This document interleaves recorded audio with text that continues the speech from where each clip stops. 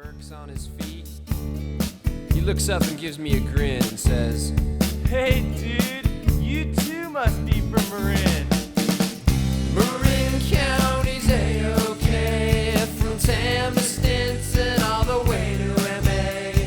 Fresh organic veggies in the market every day. The Dennis, Dylan, and NWA. This is the Run TMC podcast. That is the Run, the Marin County podcast, a podcast about basketball in Marin County. I am Duffy Ballard, and with me, as always, is coach and friend and basketball savant, David Levine. Thank you, Duffy. I am a savant. Nice to see you. Nice to see you. How are things? Good morning. Dave, I was mentioning when we were pre-recording this about this conference room. Yeah. Which has got to be one of the least interesting conference rooms I've ever been in. Would you agree? Melancholy is the word that comes to mind. We were debating melancholy, and I think I'm just going to go with flat out boring, white bread. And there's one wall that's red, reddish brown. Chartreuse, perhaps? Sure. Yeah. So my old company, we had names, clever names for conference rooms. You know, like the Bay Bridge, whatever. Mm-hmm. I think so. This one is just this is the boring conference room. Mm-hmm. That's where we are. Okay. Cool. Well, what update do we have for our listeners? We have a long interview today. We do. So we're going to keep this brief. But we'll come back to the conference room at some point. We're going to spend 26 minutes on the conference room. But we are, we're in the kind of, speaking of boring and melancholy, we're in kind of that area for basketball, right? Right. Transition zone. High school's over. The state championship games happened last weekend. Some great games. Sadly, no Marin teams. We had one kind of related, which was the San Domenico boys. Had a great season. Lost in the D5 NorCal finals to Athenian, and Athenian Duff went on to win the state title for Division 5. They did. The Owls won 67-49 over the Dons of Verdugo Hills, California, which I don't know where they're located at, but Southern California. Sounds very SoCal to me. Very SoCal. But the state title games were great. It would have been fun to see more Marin teams there. One interesting result on the girls' side, Midi, the number one team in the country, had their first loss. They lost to Etiwanda in the state title game, which was a shocker. But still, Sue Phillips, an incredible season for Midi. But that was a surprise. Yeah, and the transition, Dave, is that we're moving into club basketball. Yep. So you are working with NBBA. Yeah, we just had our first practice a couple nights ago. It's really fun coaching a girls' high school team for NBBA. I know 24-8 is in the thick of it. Our friend Dave Granucci up north, 707, starting their season. So club practices are starting, and then the tournaments will start kicking in a couple weeks. So it's great. So here's the off season, Duff. Yep. So Holden, my son, is on a 24-8 team with Tom Poser. Great. And Tom's approach, which I completely endorse, is primarily skill-based. So as opposed to trying to build a team where you're putting in your offensive philosophy or defensive philosophy, a bunch of quick hitters, your presses, your slobs, your blobs, this is primarily just going to be, try and get better. So in talking to the team, I came in, talked to the team a little bit, first practice, and just kind of made the point that this is a time of year, transition from team to self. You're working on making yourself better.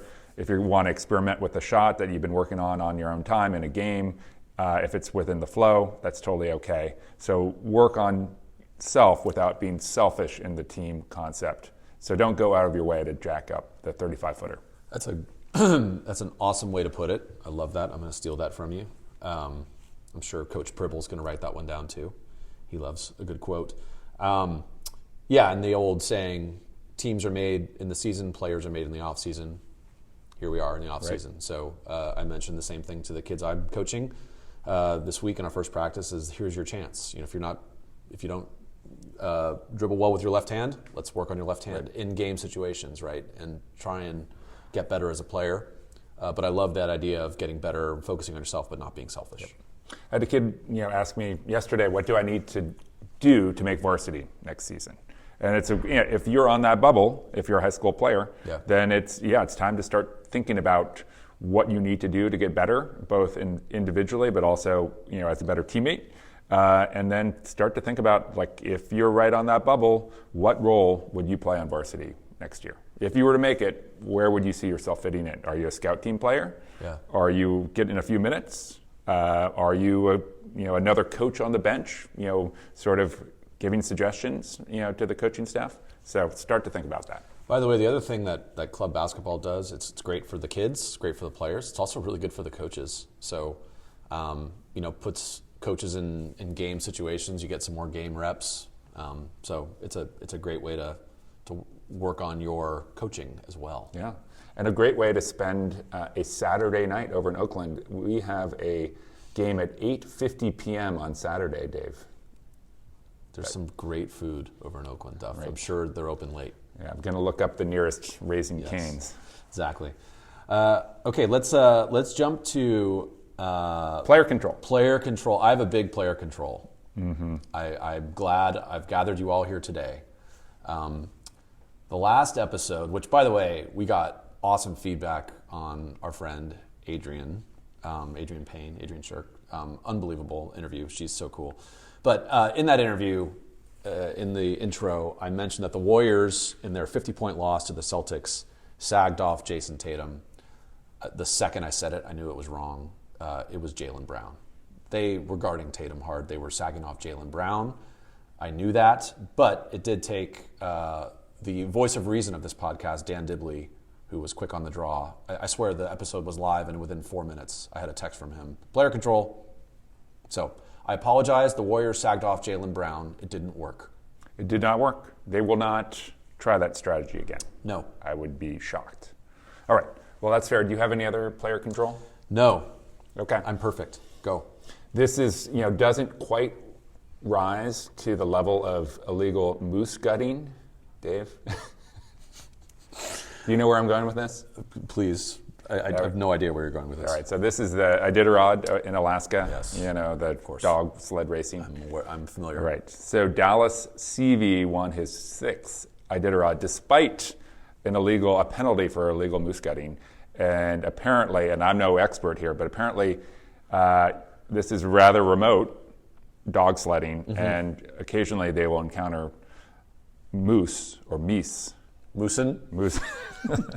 And their dogs got tangled up. And so I think one of the dogs unfortunately died. Okay. And so to free his sled, he had to gut the moose to be able to free the dogs to continue the race. And he did it in an illegal fashion, which I have no idea what that means. Sounds like a name for my new out-of-bounds play, illegal moose gutting. So anyway, I have the player control, Dave, that due to my schedule primarily this week, we were not able to record this intro to our Bret Tovani interviews, not just one, but 2, right. Until later in the week. So we are behind schedule. So apologies. We had promised to have a podcast per week for our dedicated fan base, and we're definitely stretching past a week for the first time, I believe, since we started this, Dave. Okay. You're forgiven. So let's get to our sponsors real quick, and then we'll do a very brief intro to Tovani, and we want to give a shout out also to one of our listeners. So for sponsors, I'll start. Karen Horsemeyer, Real Estate. Love Karen. If you're buying or selling a home, please call Karen. She's one of the best in the business. She's a Marin native. I love her, trust her. Give Karen a call. Medium and San Domenico camps. Medium, there's a discount. You can find it on our website if you want to subscribe. And we got NBBA coming back on board. NBBA is back on board. Thank you, Rick Winter, Brock, Kyle, the whole team over there. Love NBBA. They do great work. Brock, we want to have you on to talk recruiting. We're going to have Brock and Michael Turner on to talk about recruiting for high schoolers who are looking to play in college. Have your people talk to our people, please. Yep. And then finally, the Hub. We love the Hub. And really for the Hub, we're not going to do a menu item today. I'm just going to say we're in March stuff. We're getting near March Madness. I will definitely be at the Hub with a chicken burger and a Pilsner watching some March Madness games. It's a great place to watch games. I was in there yesterday afternoon. I was doing some shopping at Safeway, but I thought to myself, maybe Jerry's at the Hub. So I walked over, talked to Jerry for a little while. He had 3 different games up on the screen. That's great. And he was already thinking about, if not talking about, West Virginia, because he's a big West Virginia fan. Yes. So anyway, great place to watch games. You'll find like-minded people at the Hub this time of year. Awesome. Okay, you want to hit on talk about our friend Johnny, and then we'll get to Bret? Yes. So just a mention here of one of our biggest fans and contributors, correspondent Johnny Kearns. Heard from him this morning that he had been in to Marin Health Medical Center. I believe it was a couple days ago, and Monday night, so 3 days ago. Anyway, chest pain, jaw pain, and long story short, he's going to be having a quintuple bypass on Monday. So that's in a couple days from today. Today is Thursday. Dave will probably get this podcast out later today or tomorrow, Friday. So we just, he's doing well. He's in good spirits. We've heard from him, no major damage from his event, but we do want to wish him the best of luck and some Run TMC vibes coming his way for the procedure on Monday. We love you, Johnny. We're thinking about you. Can't wait to get you back on your feet. Yep. And I've said this once before, Dave, it bears mentioning again that, public service announcement here that a lot of our listenership is in this demographic where you're young, but you're not so young that you can't have heart disease. And don't be silent on symptoms. Get them checked out because the alternative could be disastrous. So good luck to you, Johnny. Good luck, Johnny, bud. We'll be thinking about you. So let's move on to our interview. So this was a long one because we actually sat down with this guest twice. Bret Tovani is our guest. We go through his background. I'm guessing that most of you, if not all of you, know who he is. Absolute coaching legend in Marin. But we had a great chat with Bret here in this conference room. And then at the end, Bret said, there's so many other things that I wanted to say, so many things we didn't cover. And we thought, all right, let's do it again. So we sat down with him again, and Duffy, through his editing wizardry, has smashed it together. So if it seems like we talk about things multiple times, maybe it's because we were combining two interviews. Right. Yes. So, player control in advance on this one. And apologies to Coach Tovani. We did have to cut out some of the material. And essentially what you'll get with the interview is mainly our first conversation to start, and then our second conversation. And then at the end, we'll come back to the crunch time that we asked him about in our first conversation. So we'll get to his bio. We'll get to some of his favorite drills, including the knockdown drill. We'll talk about some of his favorite teams and some of his favorite players. We'll talk about his book that he wrote that is called Defending the Middle Half, An Approach to Defensive Basketball. I have it right here, Dave, among many other topics. So and one thing I just want to point out, and then we'll get to the interview. And by the way, we're not going to do an outro, so this is it, and it's a long interview, so enjoy. Please, I recommend you listen to it. It's some really good nuggets. But we mentioned the white shadow kind of later in the interview, and one of the parts that was cut out from the first interview is on one of Bret's earliest teams. Byron Stewart was a player at San Rafael High. Byron Stewart went on to star in a TV show called The White Shadow. Those of you over the age of 40 have heard of it. Our younger kids will have not have heard of it. It was a TV show about a basketball team. But Coolidge was a great character, and that was Byron Stewart, who played for Coach Tovani. So I thought that was funny, and he mentioned that in the first interview, but that got cut. So just want to make sure people understand that. Right. There is a small chance, Dave, that we will also intersplice a clip from Dave Deneen, who was called a quote-unquote hoarder by Coach Tovani. If we don't get Dave's take in this episode, we'll get it into the next one. Yes. How about that? So sounds great. You're on the clock out there, Dave. Yes, Dave. Come on. So since we're not doing the outro, Dave, I would just say one word that came to mind about Coach Tovani. For me, meticulous. And I could see how he was meticulous as a coach, and he's meticulous with his thought process about basketball. Every question almost every question you asked, he had an initial response, and then he was thinking about it as he was responding, and then he had additional responses. He coached for 54 years in 7 decades, and he remembers minutia from 30 years ago, time on the clock, score, situation. So yes, meticulous is a great word, detail-oriented, attention to detail. Just an amazing coach and a great guy. All right, before we get to the interview, Dave, I'm just going to summarize from his book how he ended up focusing on defense. And essentially, this is in the foreword to the book, he talks about how you really can't teach a player to be 6'9". You can't teach jumping ability.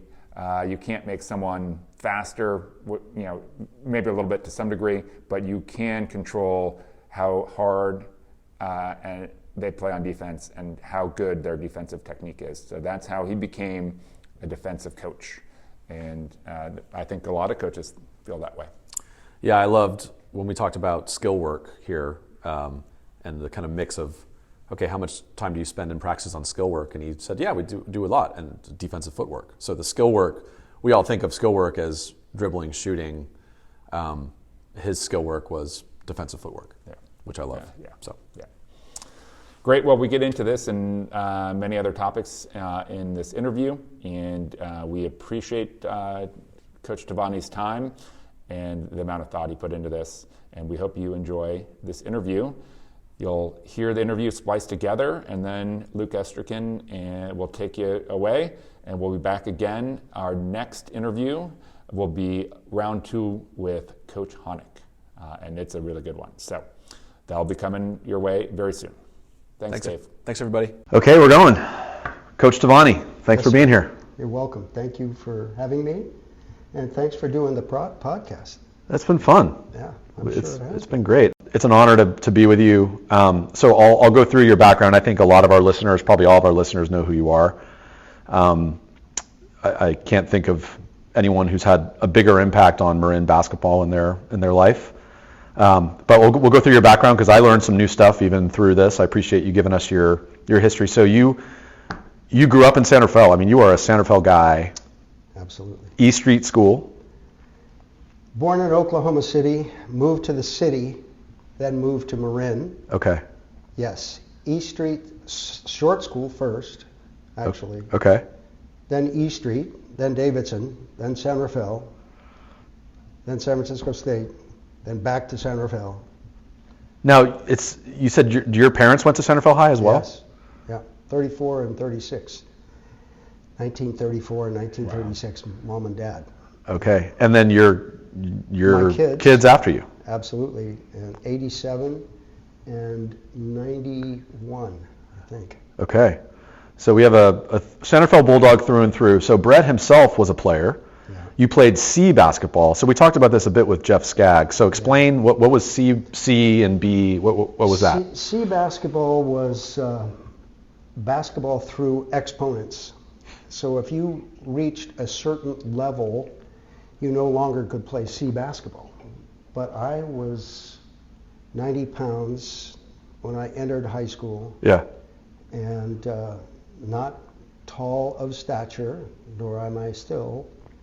And so I fit into that category, which allowed me to play C basketball. And C basketball was a league that played in the fall. So while football guys were practicing, we're playing basketball. My freshman year, I wanted to play basketball. I took all the stuff home, came back, forgot my physical and all of the stuff that you needed to turn in. Yeah. Bob Lincoln was the varsity coach at the time. All you guys who have not remembered to bring your forms home or back here, we'll see you next year. Mm-hmm. So I didn't get to play my freshman year. So my sophomore year, I'm still able to play C basketball, and I did, and it was a blast. And actually, we won the championship that year, and I believe because we were in the fall, Yeah. we won the first MCAL pennant awarded in 1959, I think. Wow. That was the first year that MCAL. Wow. So we won a championship in. And so as a senior, you played varsity, Yeah. and you guys were good, right? You We finished. were good. We won the league, lost once, lost to Redwood, Jay Johnstone, Grant Stevenson, those kids, Elder. Were a very good team. We beat them at their place and they beat us at our place, and we ended up winning out, and they lost another game. I don't know who, actually, at this point in time, who they lost to, but, you know. And you guys went to the Tournament of Champions. You played at Harmon Gym. I remember going to Harmon Gym. That was the Haas Pavilion before Haas Pavilion at Berkeley. Yes. And it was, as I know Mike was talking about, how there were only 8 teams involved, yeah. And that's it. There were 8 teams involved. We were one of those 8. We ended up, I'm sure, randomly drawing McClymonds, who had Joe Ellis and a number of other guys. Where Joe Tolliver was a guy that I remember trying to guard. Ellis played at USF, right? Ellis played at USF. Yeah. When I went to state, we played them there too. So had enough of Joe Ellis.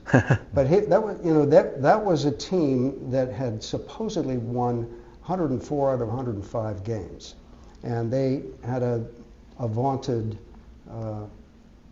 3/4 court press. And basically, my move was get the ball inbounds, dribble to the sideline, and knock it off Joe Ellis's leg, so that we could inbound the ball from beyond where we started. You get some yards. You get second down, exactly right? Right. Yeah. And the funny thing is that when I would catch the ball inbounds, I would turn around and there was nobody there. My guys had just backed away. They didn't want to touch it. Yeah. I can't say as I blame them. Yeah. They were such a good team. So you go from SR, you play at San Francisco State. You said you played 1 year on the JVs. Played 1 year, right. Okay. Right. Yeah. And then the varsity coach said he liked you, but then he left to go coach. He went to The national the team somewhere. Afghan national team, yeah. Paul Rendell, who ultimately had gone back to Stanford and had coached there a little bit and so on and so forth. But he liked me because I could play a little bit. I understood the game and all that sort of thing. My JV coach really liked me. Bob Rodrigo was a coach there. And I actually tried out. First you have to make a 6-minute mile. I didn't make it. Okay. I had to work my way through school, so I'm working at Delta Airlines from 4 o'clock in the afternoon till midnight, trying to study, and then at the same time, I got to go run 6 minutes? Wow. Okay, so you can tell that I was not in great shape at the point in time. So I happened to have a basketball class, and Rodrigo happened to be the guy that was the teacher in addition to the JV coach. He saw me in class, he liked me and brought me out to play on the team, and that was great. I enjoyed my time there with that. And then when Rendell left, the next coach wasn't really a fan of a 5'7" point guard.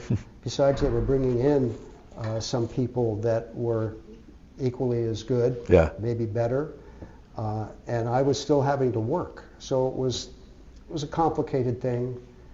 I've always told my players to not let a coach, take away your love for the game. Yeah. But I think that this is what began to happen with me there in that situation.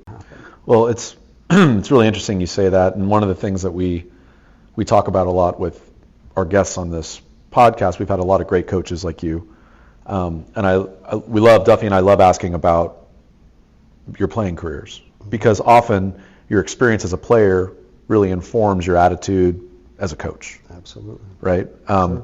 And for me, it was pretty therapeutic for me to talk to my coach, Jonas Honeck, who I played for in high school, and to hear him talk about what he was like as a player. Yeah. Because you don't always talk about that. I don't know if you talked about that with your kids when you coached them, But it's interesting for me to hear about, Jonas as a high school player and a college player and the challenges he dealt with. Well, you played with your players a lot, right, for a long time. I played with my kids, so they didn't have to ask me about how I played or whether I was any good or not. We've heard you could play. I just show up and I'd... Would you be coaching as you played? Would you be tripping at them, or? This was from 1968 to about 2001. I played or tried to play every day in the off season, and the off season meant, well, after we were done, and I had the varsity job at 1973, so it would have been March through the end of the school year, and then from September through late October, November, or the end of October. Yeah. And we would play during that period of time. And there were times when I was a JV coach, I was trying to get people to come and play. And so Coach Diaz, who was a great player, we couldn't get 3-on-3 games. Yeah. Once I got the varsity job, we just started getting guys together and so on and so forth. And so all of a sudden it just took off. And we had, at different times, we'd have 30 guys in the gym, and we're using the small gym because the other gym was being used by volleyball and all of that sort of thing. Gym 2, as Jet and Will were just talking about this. That's right, yeah. And they were saying that the first game was always the best varsity guys against the coaches. Absolutely, yes. And so Jet always said he always, as a freshman, you remember saying, I want to get in that game. I want to get in that first game. Yeah. It was so much fun. I mean, for me, it was my opportunity to play, but it was also my opportunity to see other guys who were going to play or were playing, and I'd try and give them such a hard time. And we had over the course of time, Pat Sandel, I don't know if you know Pat. Of course. Pat is a great player. He'd never lost a game. The best defensive player I've ever seen. And he would make sure that we didn't lose because he would make the calls on the court. Yeah. So we're not going to lose.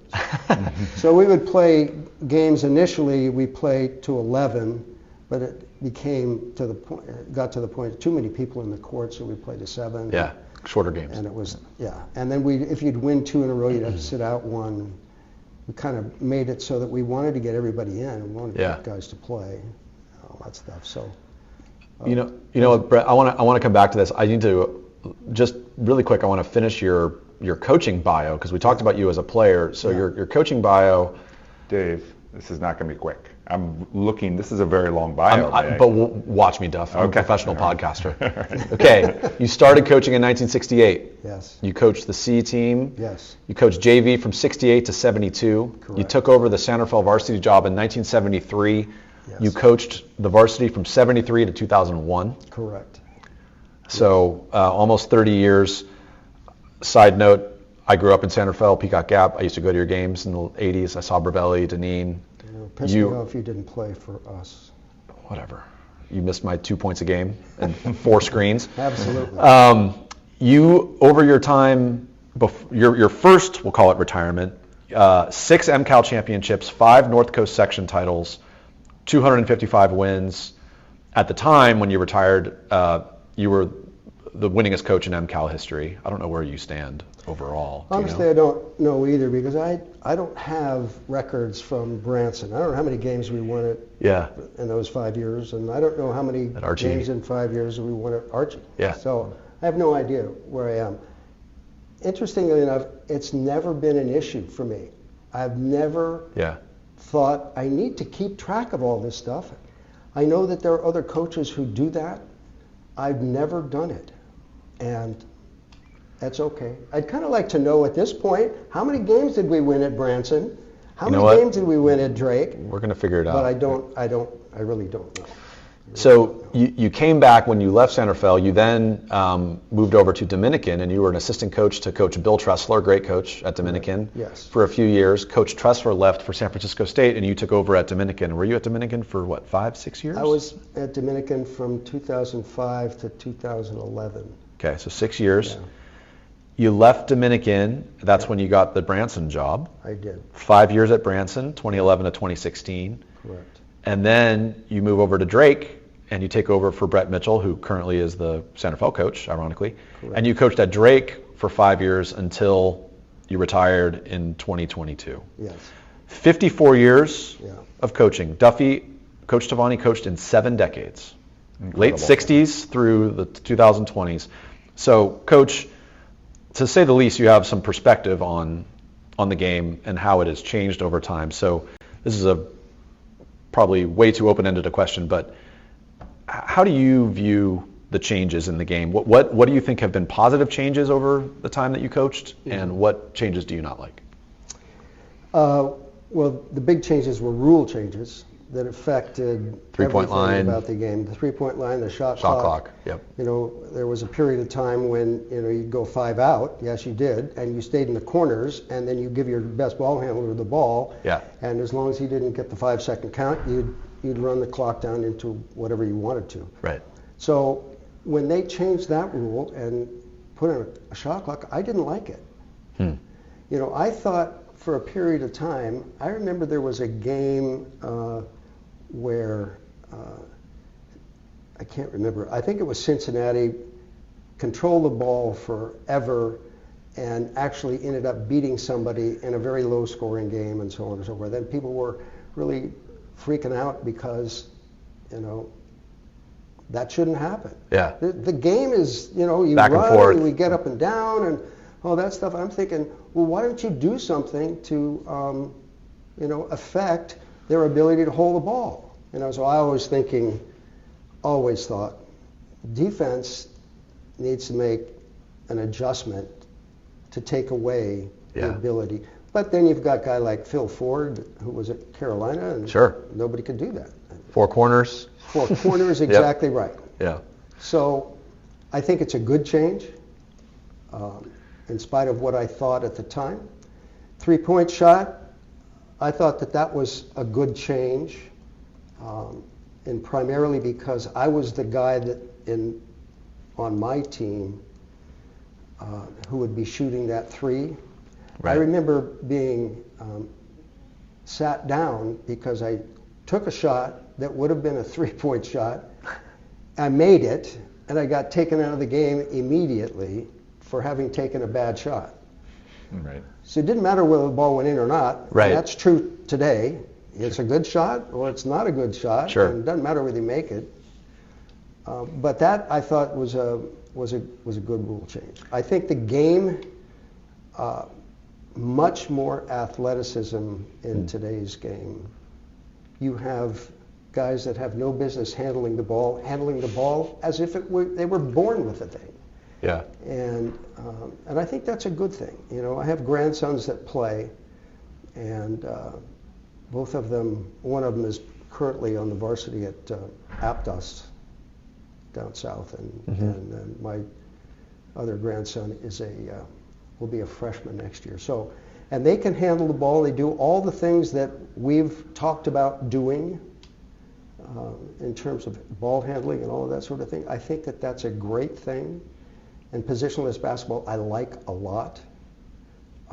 Back in the day, you know, you stuck your big kid in the middle. Sure. And you just ran things around until you could throw him the ball, and then hope that he could score it. And that wasn't always the case. You know. So did your style change? I mean, like, so if you think about like your teams in the '80s, right? Like your really good teams with Zonk and Bravelli and those teams versus your teams in, you know, 2010, 2020. Like, how did your style change? I think I tried, not necessarily always successfully, but I tried to tailor what we did with who was on this team. Your personnel. Mm-hmm. Our guys those years that you talk about, 1989 and 90, we had such quickness. It was like we would face guard everybody. We would what we called a hot press. We would defy you to get the ball in bounds initially. Yeah. And then we would just play pressure defense from that point forward. But you can't do that with everybody. Sure. I don't think. So I tried to, if I had a style that I would love to play, we'd press full court and we'd run the ball up the floor. Did we always do that? No, Right. we didn't always do that. We were very, in fact, at times way too slow in terms of how we handled it. I had a kid by the name of Billy Archer, who's a great player. He was Great shooter. Yeah. MVP of the North Coast, I think, or North Bay, and he was slow. He was about 6'4", 6'3", 6'4", could shoot the lights out. He could shoot it, I remember. Yeah, he was a great shooter. And we could not play that game, so we played actually a 3-2 zone for a lot of the year. A 3-2 zone that would morph into a 2-3 depending on where the first pass was made or what have you. I taught all of them, every team that I ever had, I taught them man-to-man defense. Because even when we played zone, we were better if we understood man-to-man defensive principles. And so that was our go-to. We're gonna be a man-to-man team. Get used to it. And then when we'd find a situation or situations where we couldn't do that. Yeah. We couldn't stay with size. We couldn't stay with quickness. Or you get in foul trouble. Or Yeah, we get in foul trouble. Right. Exactly. Right. And you know, unlike some teams now, foul trouble meant a lot. If I'd lose Billy, I'd be in trouble. Yeah. I'd lose Bravelli. I actually had one guy that took over for Mike when he had a stress fracture. A kid by the name of Andy Captors, who was I remember. Stanford guy. Stanford guy. Yeah. Exactly right. Yep. And Andy was unbelievable.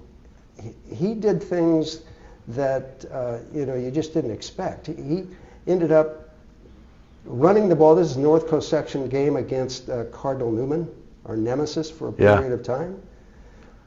Goes up, he gets nailed. He's on the ground. They inbound the ball and go. They didn't have to inbound it because I guess they rebounded the thing.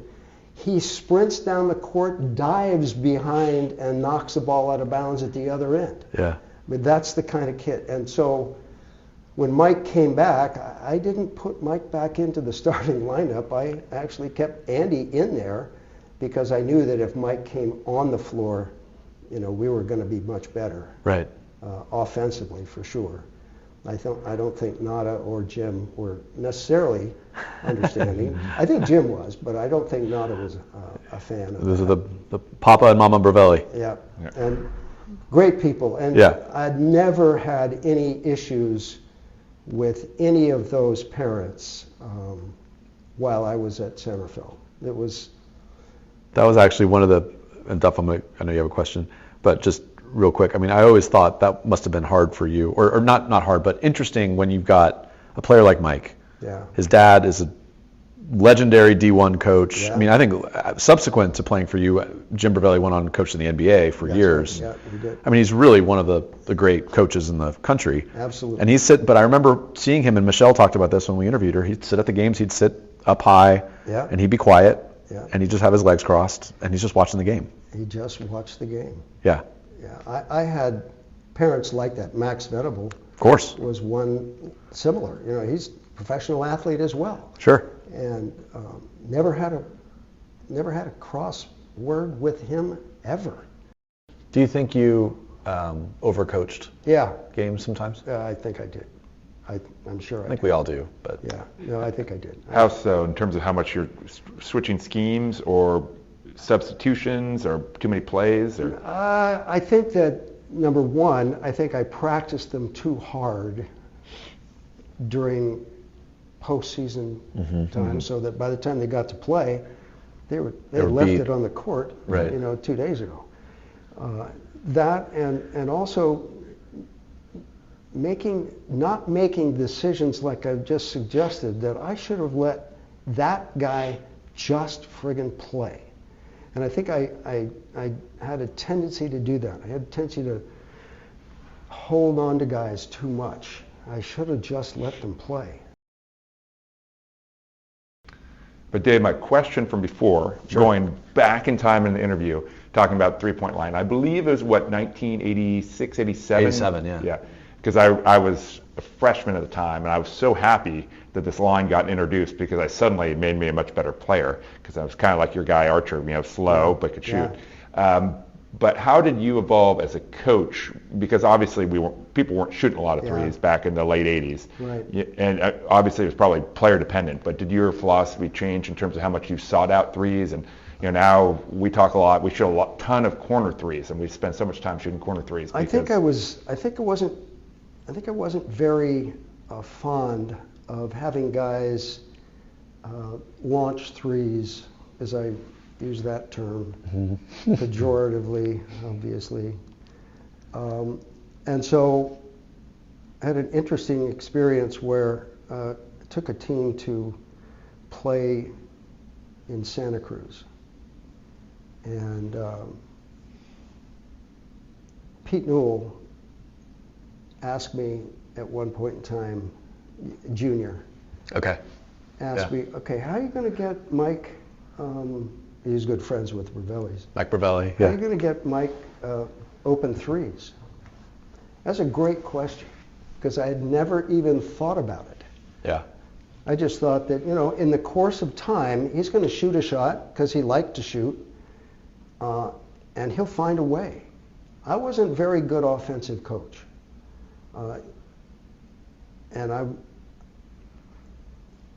They probably, well, if you talk to all my players, they would probably tell you that. And so I think that was difficult for me. I had guys that could shoot it. I had Billy Archer in '87, but the only guy that could shoot it at that next year was Bobby Aldridge. Yeah. Bobby Aldridge hasn't stopped shooting that shot ever. And if you ever play against him in an adult league game or what have you, that's where he will be. Yep. But I think that my limitations were because I listened to a lot of your podcasts. Everybody's got somebody that they had mentored or had been mentored by, or had. I didn't have that. I was sort of a guy, when I got the job in 1988, 68, they asked me if I wanted to coach the C's, and my wife was pregnant. They said, we're going to give you $400. I said, great. I took the job because I could make $400 and my wife was pregnant. She was going to have a baby, which she did have during that, in October of that year. And so I was sort of a reluctant coach. You asked me that I learned that I wanted to be a coach at San Francisco State. No, I didn't. I learned it only because I was doing it. You wanted to buy diapers. That's the absolutely. That was the more important part of it. So Brett, you mentioned that you're in your self-deprecating way that you weren't a very good offensive coach. I disagree with you, but would you rely on your assistants in those situations? Like, I was going to ask this later, but we might as well ask it now, because you've had some amazing assistants on the bench with you, right? I mean, Pat Sandel's one that jumps out at me. He's one of my heroes. I mean, coached me at Pirate Camp, Lavin camps. I've known Pat forever. Absolutely. The best defensive coach I've ever been around. No doubt. You had Mike Ravelli on the bench with you. Sometimes you had Jesse Haskins. So Yeah. would you charge your assistants with, okay, come up with some sets for me, or let's get Ravelli some threes, or would you do that yourself? I would do that myself. It's funny. I had great assistants. Steve Woodward was a guy who was a great athlete himself. He was my assistant to begin with.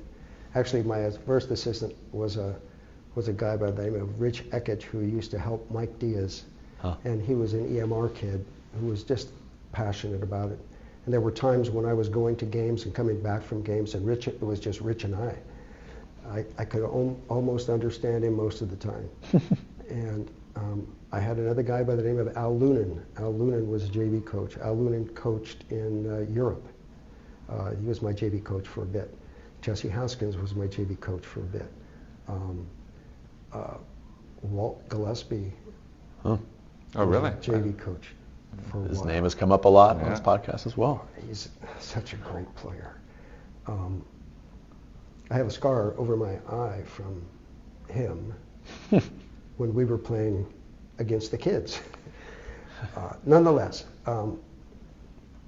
so I didn't give my assistants that kind of responsibility, I don't think. Yeah. I famously told Andre when he came to help me at Branson, who is a great coach. I said, Andre, I don't need an extra voice, which he took with a degree of, I hope he was smiling inside. And because I had an idea, Yeah. and I wanted my idea to be the idea. Now, did that hold true throughout? Absolutely not.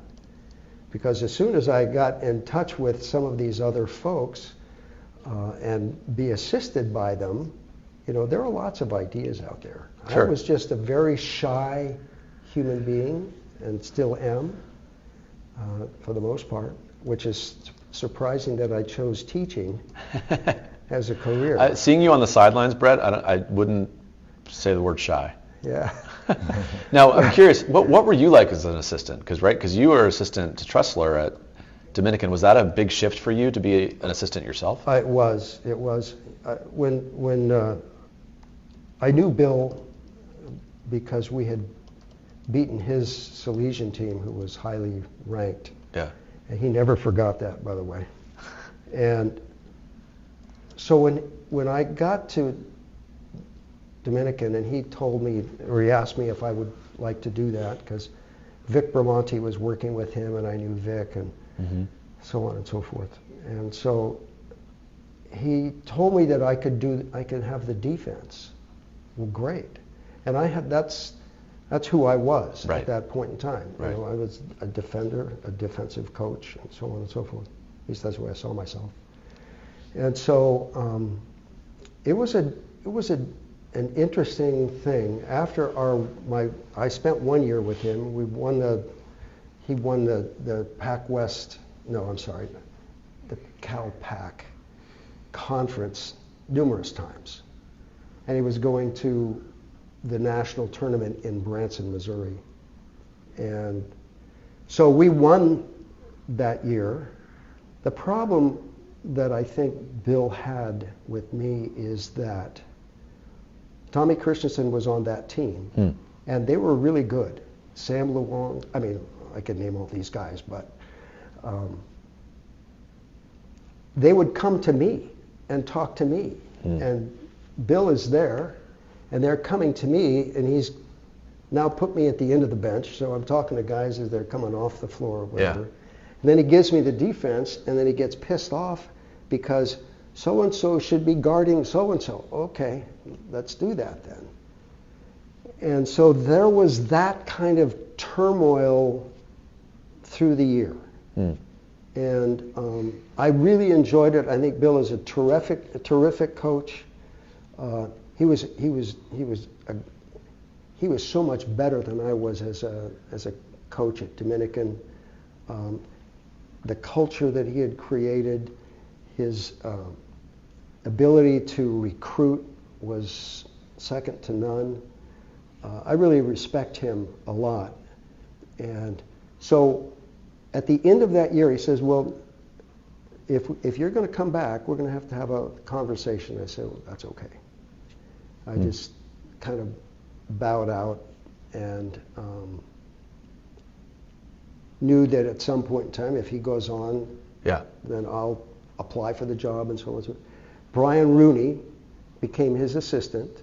Brad Hoffman had been his assistant as well. And Brad was really good to me. He says, I know this is tough for you because, you know, you're used to having your team, but this isn't, the way I deal with it, he said, is I just realized it's not my team. Okay. And that helped me a lot, getting through all of that. Because it wasn't my team, it was Bill's team. Right. And so I left and waited another 2 years, I think it was, or maybe a year and a half, during which Bill was doing well, as he always did. And then when he decided to leave for San Francisco State, then I would apply for the job, and I did. And the other applicant who was worthy, I thought, was Brian. And for some reason, I got the job and Brian didn't. Brian was a point guard for Bill at Dominican. Great kid, great coach. He went on to Maritime. Yeah. Beat Division II schools all the time. He's at East Bay now,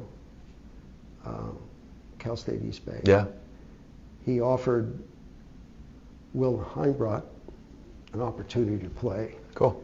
Yeah. And Will chose something else. But so I got that job, but it probably should have been Brian's job. Brian would still be there. Yeah. Still be kicking ass and taking names and stuff. But I that was the most fun time of my life probably as a coach, because I used to go home at night pinching myself going, I'm a college basketball coach. Yeah.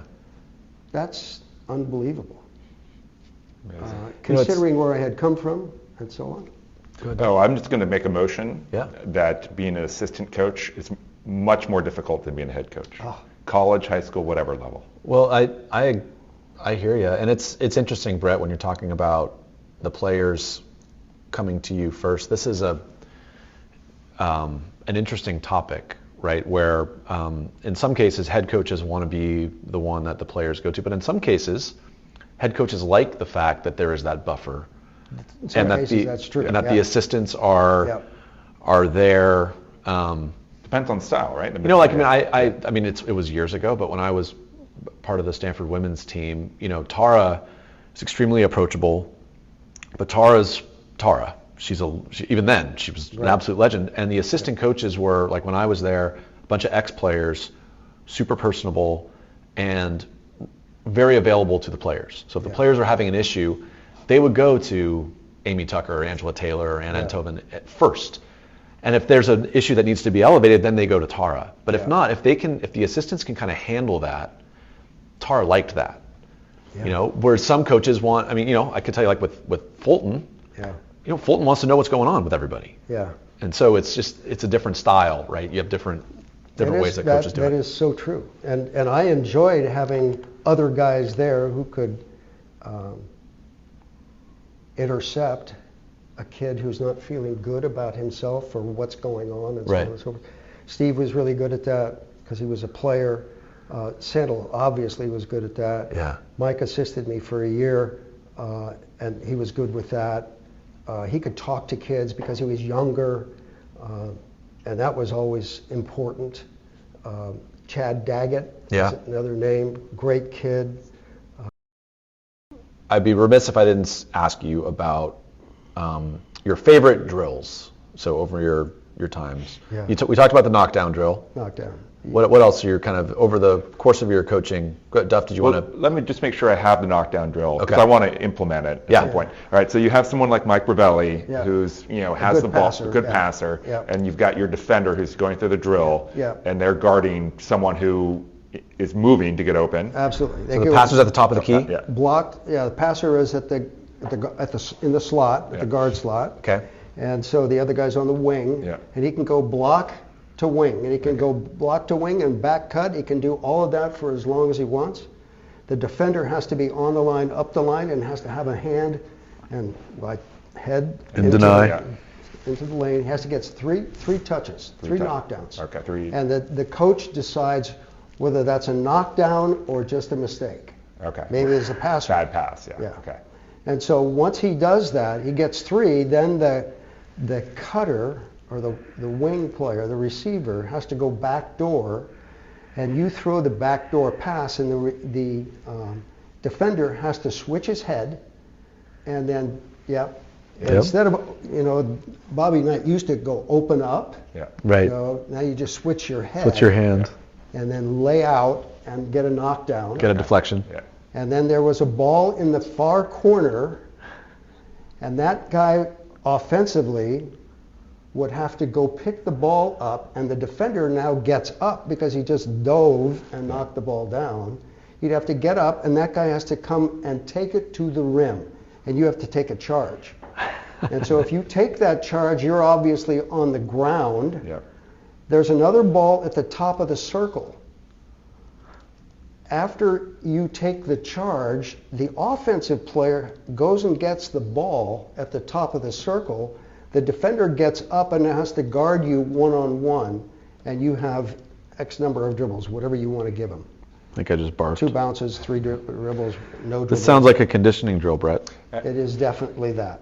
What was the longest time, approximately, that any one player was ever in that drill before they got out of that gauntlet? There were guys that would be there for several minutes, and that's because the next guy is the offensive guy, now goes to defense. Oh, wow. Oh, my goodness. And so he's already tired from making, and he's asking for his defender, please, get out there and get that done, so on and so forth. So sometimes you'd have to shorten things depending on who the kid is. I had one guy that helped me out a lot, and he was a guy that would be there forever. He would still be there.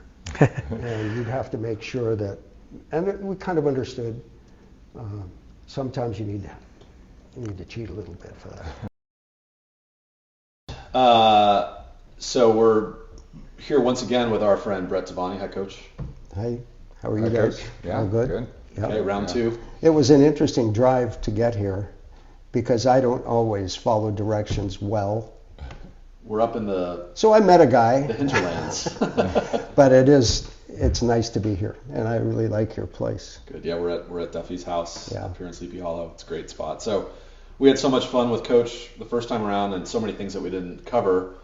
We thought, let's do this again, and then Duffy, through his editing wizardry, will combine these. Yeah. And then, just to note, Kenya did greet Coach Tovani with a nice glob of grass vomit right at his feet. Yeah. So Kenya's our podcast dog. Okay. And she likes to be loud. This is the first time she's actually been more forceful. Oh. She's really She had a statement. really taken the ball to the basket today with the barf. But that was a nice greeting for you, Coach. So I wanted to jump in, and we talked about some practices, and I'm still thinking about the knockdown drill that you described, Right. And figuring out how I'm going to do that with my San Domenico girls next time. But how did your drills change over your time coaching? Like, were you doing the knockdown drill? Sounds like you were doing it 20, 30 years ago. Were you still doing that when you were coaching at Archie Williams in your last year? Yes. Were there any drills that you just like, how many of those drills were there kind of stood the test of time, and how often would you kind of change it up? Well, I think that depending on who you have and what you're trying to do, I had tremendous quickness, for example, in 89 and 90, so we wanted to take away that guard wing pass every time. Okay. And so if I didn't have those guys, which in 1987 I did not, we were a little slower. Right. We actually played more zone than I've ever played before, but we played a 3-2 zone that would morph into a 2-3 zone, depending on where their shooters were. So I think everything that I did, number one, I probably spent 65% of my time in practice at the defensive end. Right. But if you practice defense, you're obviously practicing offense. So Sure. that's the way that works. But most of my, the things that I did from the very beginning were at the defensive end. Most of the things were focused on stopping other teams as opposed to outscoring teams. So even with that, that 87 team, for example, it's like Yep. the Billy Archer year, right? Yep. Yeah. Mhm. So you're playing zone. I assume you're still, because you mentioned this before, that even when you played zone, you wanted man-to-man principles. Absolutely. Right. So We would teach man-to-man Okay. throughout, yeah. and there's no question. And I think that most zone teams should do that. It's a personal bias of mine, Yeah. and I know that not everybody would agree with that. But I just think that once you teach players how to defend in a man-to-man situation, they're better. Yes. Because vision is important, communication is important, Right. Footwork is important. It's all part of the package. And so if you're a good man-to-man team, or if you're understanding the principles therein, when you go to play a zone, you've already accomplished some of what you need to work with, in your zone. Sure. Yeah, there's one piece of that seems tricky to teach, and we struggled with this. Is if you're playing a zone and you're bumping the wings to the that is so counterintuitive to man principles, right? So how did you that bump where you have the balls up on the wing and it gets swung over, dribbled over, right, and suddenly the top guy is now handing off to the bottom guy in the zone? How do you go about teaching that while also maintaining your man-to-man principles? Well, the thing is that requires communication, which is so important in teaching man-to-man, because you're gonna if you switch, if you down the screen on the wing, if you are going to hedge, if you're going to drop, if you're going to do all the different things that you would do in an on-ball situation, you can apply to the zone principles in terms of how you're going to bump. And I spent a lot of time also switching in man-to-man. So if I had a team that could do that, then it's a very similar kind of thing where you're going to bump the guy because you're basically switching responsibilities at that point in time. So I think communication is extremely important, obviously. And I don't think there is any coach, well, maybe Mike Fulton,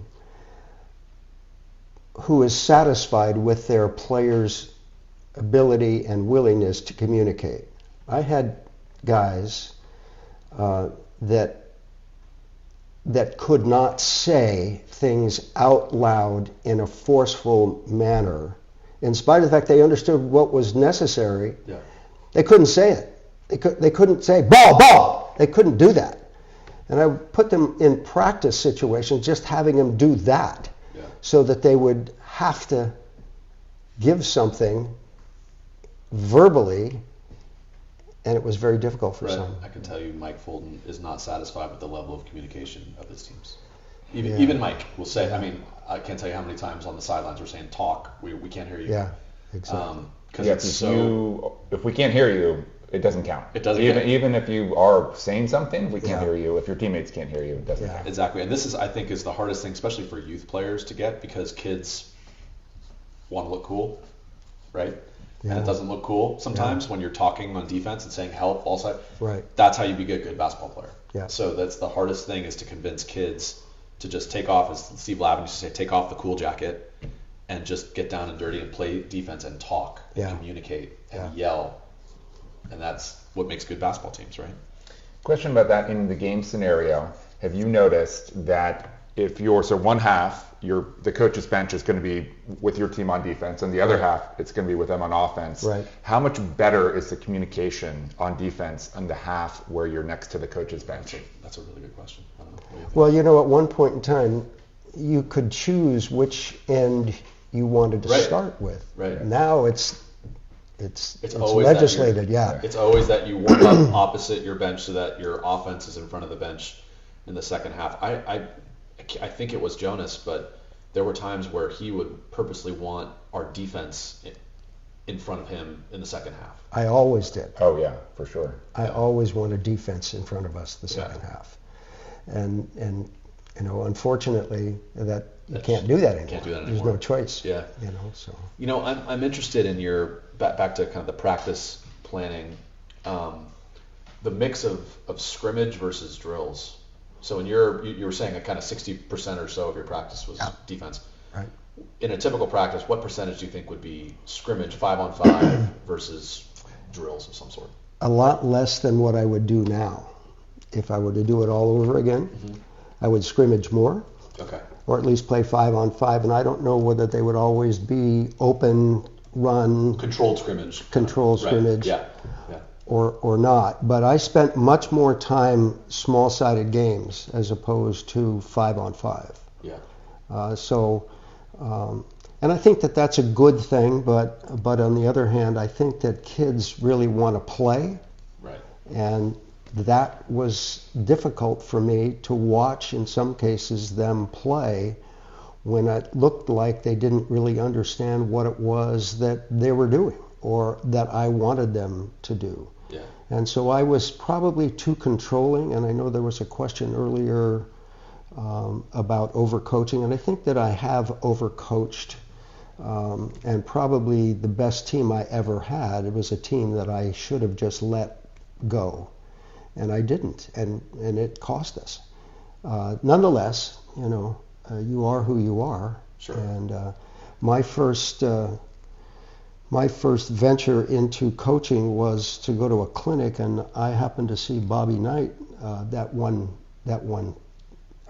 in 1973, and I was so impressed with him, and so I became a devotee of Bobby Knight. Interestingly enough, he used to force everything to the middle of the floor. Huh.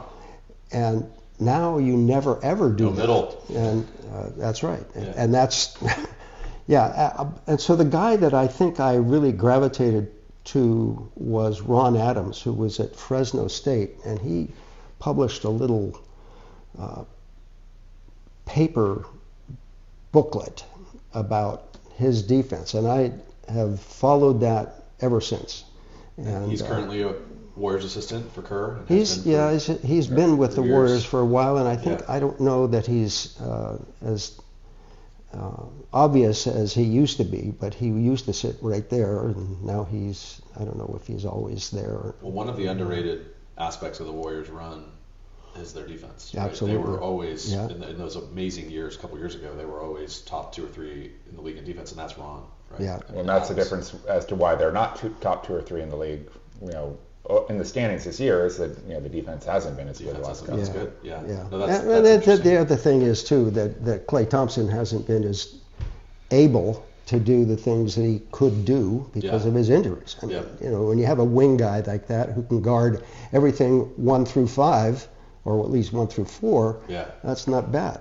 Yep. And so, that's what I was looking for. I was looking for that guy all the time. Yeah. And I think what I tried to do is I tried to teach guys I tried to build a defender, essentially, whether it was stance, footwork, all of that stuff. And so my practices were a little different from some practices, I'm sure, in that I spent time working on stance.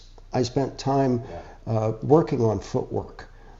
I wanted you to be able to get from the on-ball position to the help position as fast as you could. So we spent time doing that. Would you even do that kind of mid-season? Yeah, Okay. absolutely. Because if we're playing 4-on-4 shell or we're playing 3-on-3 stuff and we move the ball, you better move. You got to move with the ball and not after the fact. Yep. And unfortunately, so often we're a little late in the movement because we don't know how to get there as quickly and efficiently as you possibly can.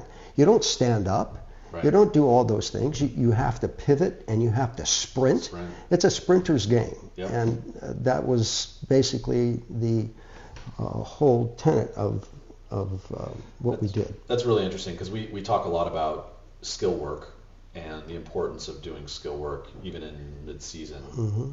So this is skill work. It's just defensive Absolutely. skill work. Yeah, absolutely. Yeah. So it's footwork and It's all that stuff. And I think footwork, generally speaking, is probably the least understood significant part of this game. Yeah. Whether it's on offense or defense, because on the offensive end, I work on pivoting a lot. I work on how to slide properly, what I think is properly, and taking big steps and that sort of thing, and not standing up, not hopping, not leaving your feet, or leaving the ground, and all that sort of thing, or the court. So footwork, I think, is huge. And so how about scouting, game planning? Duffy and I were talking about this before you got here. Given your breadth of experience, coaching in 7 decades. Early days of your coaching in the 70s, probably didn't have video that you could watch of opponents. No, and I remember being really pissed off at Rick Winter when he was at a game filming, and Not subtly. we laugh at no, not subtly at all. What are you doing? And now film obviously is a huge part of this, and with Huddle and all those, and you can exchange film. I think it's great. Yeah.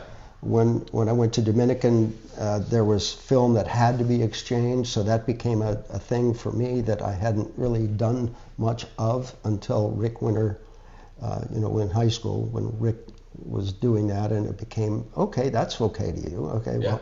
But we didn't always have somebody to go film like maybe some others did. So I felt that it was really not fair for the little public school guy who's got nobody to do that. Doesn't have a staff of videographers. Doesn't have a staff of videographers, exactly right. So that was, but ultimately it. So how would you prepare for teams? Like, so you're, it's 87 and you got a game. Yeah. Would you go? I would go. Would you go to an Marin Catholic game and scout them yourself? Would you have your assistants do it, or would you do it? I would do most of it. If I had an assistant at the time, and I didn't always, but if I had an assistant who was available, I would have them do it. And basically, the scouting was done not during league play. It was done during preseason stuff, tournaments, all that kind of thing. So you get a sense of what people do or how they play, and that kind of thing. And that was basically what we did, back in those days. And then in later years, with the advent of video, were you an active user of that? Absolutely. Okay. Absolutely. Yeah. I would take advantage of that whenever I possibly could. In fact, I would have a relationship with other coaches and say, I'll give you this game if you give me that game, and so that worked out fine, and I think that that's a good thing. Good. Were there limitations that you noticed with reviewing film for scouting versus being there in person? Anything specifically that being in person was better for, or vice versa? Well, one of the things that you see in person is you see the behavior and the interaction between the players on the bench, the coach, etc. He's a hothead. Look at him. He's, you can get to him, and all those kinds of things that you don't get in Huddle. You get basic. This is what they like to do. These are their guys, and so on and so forth. But I think it's always better to be live, and that was one of the discussions I had with Rick about being there in person. You should do that. That's a better way to do it, and so on and so forth. Well, it has its limitations, obviously, because you can't always do that, and especially during league play. One more question on the scouting. Do you find that or when you were scouting, would you scout more for players or for schemes? So did that change with access to video versus in person? It did. I think that generally speaking, when I was scouting live, I was not looking so much at particular individuals and what they could or couldn't do. I was looking more in general. This is what they like to do. Mm-hmm. I wished I was better at identifying things that players individually did. I would have to see them more often, I think, in order to do that. One of the things that we found, what you find is that this guy likes to go right, but if he goes right, he's now going to turn back left over his right shoulder, and so that was a thing that I got in the one game that we beat Branson when they had a pretty good player, because he liked to go right, but I know he was always coming back left. Yeah. And so we used that to our advantage and actually won a game. But I would have to see that more than once. So it was a little bit more difficult for me personally in order to get that done. And so you need more people. If you have more people, It seems like that's a perfect thing for using the clips on Huddle. Like you're looking at one player, they may have 3 moves in a game, but you clip all 3 moves and you see that each time, if they turn left, they're coming back to the right. Exactly. And like, don't get baited going to the left if you're, if you're Brian Wright on the post-up guy. Don't worry, just stay on the right shoulder. He's coming back. Yep. Yeah. No, absolutely. It's very useful. Great. I have 2 more quick ones for you, Bret, and I'm going to turn the floor over to you. So, Chad Stewart actually mentioned this to us. He said you were kind of unique in that in the summer league, MCAL summer league back in the day, you would have your assistants coach your teams. Yes, you did. I'd go fishing. Discuss that. You wanted to go fishing. Okay. I'd go to Asked the mountains. and answered. I'd go to the mountains and I'd do that. And I had assistants that were happy to do this. I had one guy, Bud Smith, who's no longer with us, but he would take the group, and he was funny, and guys enjoyed being around him a bit. Steve Woodward did the same kind of thing. Yeah. He would help me. And then when I would come back, because I'd be gone for 2 weeks, and when I would come back, I'd sit in the stands and I'd watch us play. And coach? I'm not coaching. No. Are you quiet? Are you cheering? Are you? I'm encouraging, but I'm not coaching. I just wanted them to be able to hear maybe the same thing from a different person, using a different voice, that kind of thing. Sure. They hear enough of me, and that was part of the deal. Is that it was good for all of us, good for me to not get on their case or whatever, good for them to not be hearing just me yelling at him or them. And also good for the kids to get to know your assistant coaches, right? Absolutely, yeah. And I had a good Speak up assistant. for the lowly assistant coaches here. Yeah. No, I had good assistants throughout. You did. I know you had an amazing assistant. Yeah. Okay, last one that I had for you. That's great. Pirate camp. You used to coach Pirate camp as a varsity head coach. I did. Yeah. I would say I was pretty good friends with Pete. Yeah. When he got divorced, I was the guy that was trying to tell him to get out there and go. You should go to Hawaii, and you should do this, and you should do that. I was happy that he and Mary Lou got together. Mary Lou was my next door neighbor when I lived in Fairfax. Oh, funny. And I knew Brad. Brad played at Drake, and interesting interaction there. And then when they divorced and so on and so forth, Mary Lou and Pete got together and all of that sort of thing. And so I was happy for Pete. And Pete asked if I would coach, and I said, absolutely, for sure. And the funny thing is that there was another College of Marin guy, I don't know if Willie Lanier was the guy. And Coach Willie, Mike Fulton. Yeah. And Willie used to show up, and Pete always wanted hot dogs and milk. And he sent Willie Lanier more often than Willie Lanier wanted. One time he didn't come back. And so he'd send Willie out to go get hot dogs and milk? Go get the milk, yeah. Yeah. And Willie, I know, didn't appreciate being put in a position of being the gopher. And but yeah, I enjoyed that. I had Steve Lavin on my team on one occasion. I tried to recruit every Drake kid I could. I'm sure. And that's great. Yeah. I just remember that you were there, and I've had a couple people say like it was really cool that Faribault used to do it too. You didn't see a lot of current varsity head coaches coaching a summer camp. And it's funny, we were talking to Alex Pribble, who's such a great guy, and he's at University of Idaho, head coach, is doing great. And he's like, man, I'd coach Falcon camp tomorrow if they asked me. Yeah. He's like, I love that camp. And it's we should ask him for sure. I was like, hey, all right, put your money where your mouth is, Prib. No, that was good. That was good because we'd play. Yeah. And we'd play against one another, and sometimes the senior guys they would play as well. Sure. And I remember Faribault and I would go at it, and that was fun. Yeah. And he was my best friend. Yeah. And then So that was all good. That's was great. fun. What were you gonna say, Doug? Oh, just Holden went to pirate camp Duffy's initially. son, My son for the basketball, but he stays for the hot dog and milk at lunch. Yeah. All the rage with the kids. Well, that was the thing. How many of you want hot dogs for lunch? And you have to raise your hand. Deneen reminded us. All right, let's do the wiener count. But, That's right. Start at the first thing in the morning. Like, yep, I remember that well. That's it.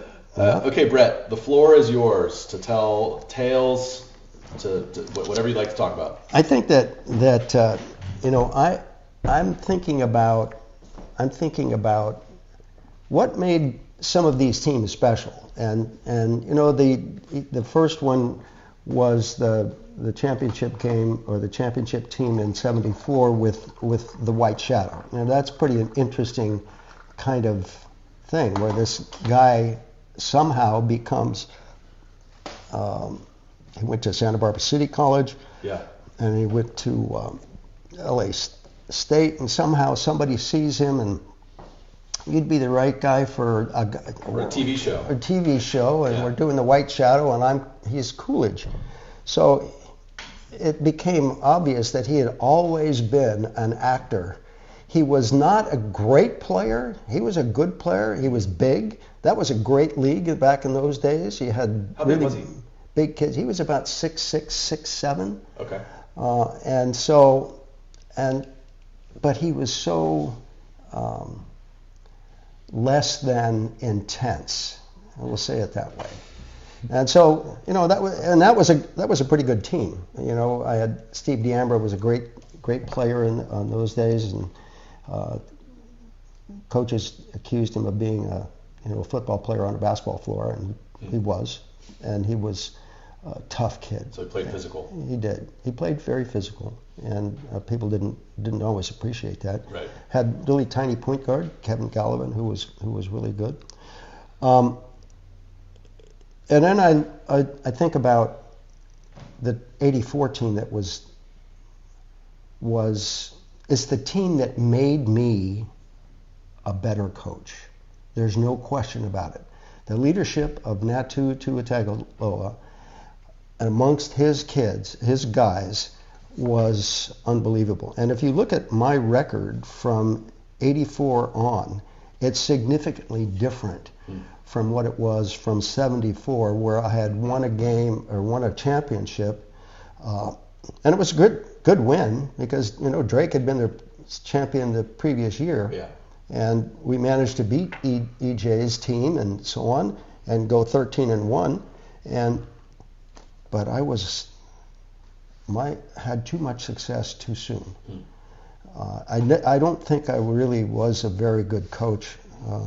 But in '84, we ended up playing Drake in the finals, and Natu and Michael Hayward duked it out, and it was a great game. And Natu played as well as Michael did, but we didn't have everybody else Right. that was standing next to Michael. So that was a great year for me, and it was a great year for those guys. And Natu is just an amazing guy. Go ahead. Wait, what's that, Bret? Well, before we move on from Natu, can you give us an example of his leadership, whether it be on or off the court? What made him special as a leader?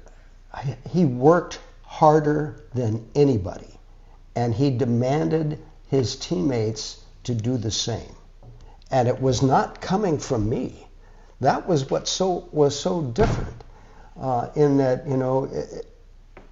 you coach and you encourage kids, you motivate kids, you try and do all of that, you punish kids, you do this, that, and the other thing, just to get them to play at a level that you're expecting.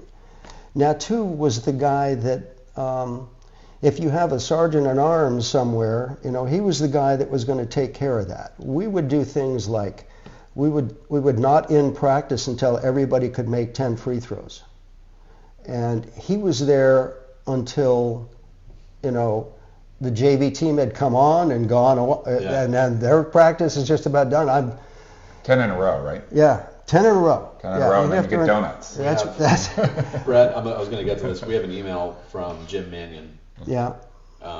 Who, obviously he hasn't heard this interview yet because it hasn't aired yet. Yeah. But he's been a fan of the podcast, and he shared with us some stories about you coaching. But the last one he said was, Saturday mornings, every guy had to make 10 free throws in a row before you got some donuts after practice. So fun and a little competition right until the end. You'd see guys over there eating, and you knew you had to bury 10 in a row.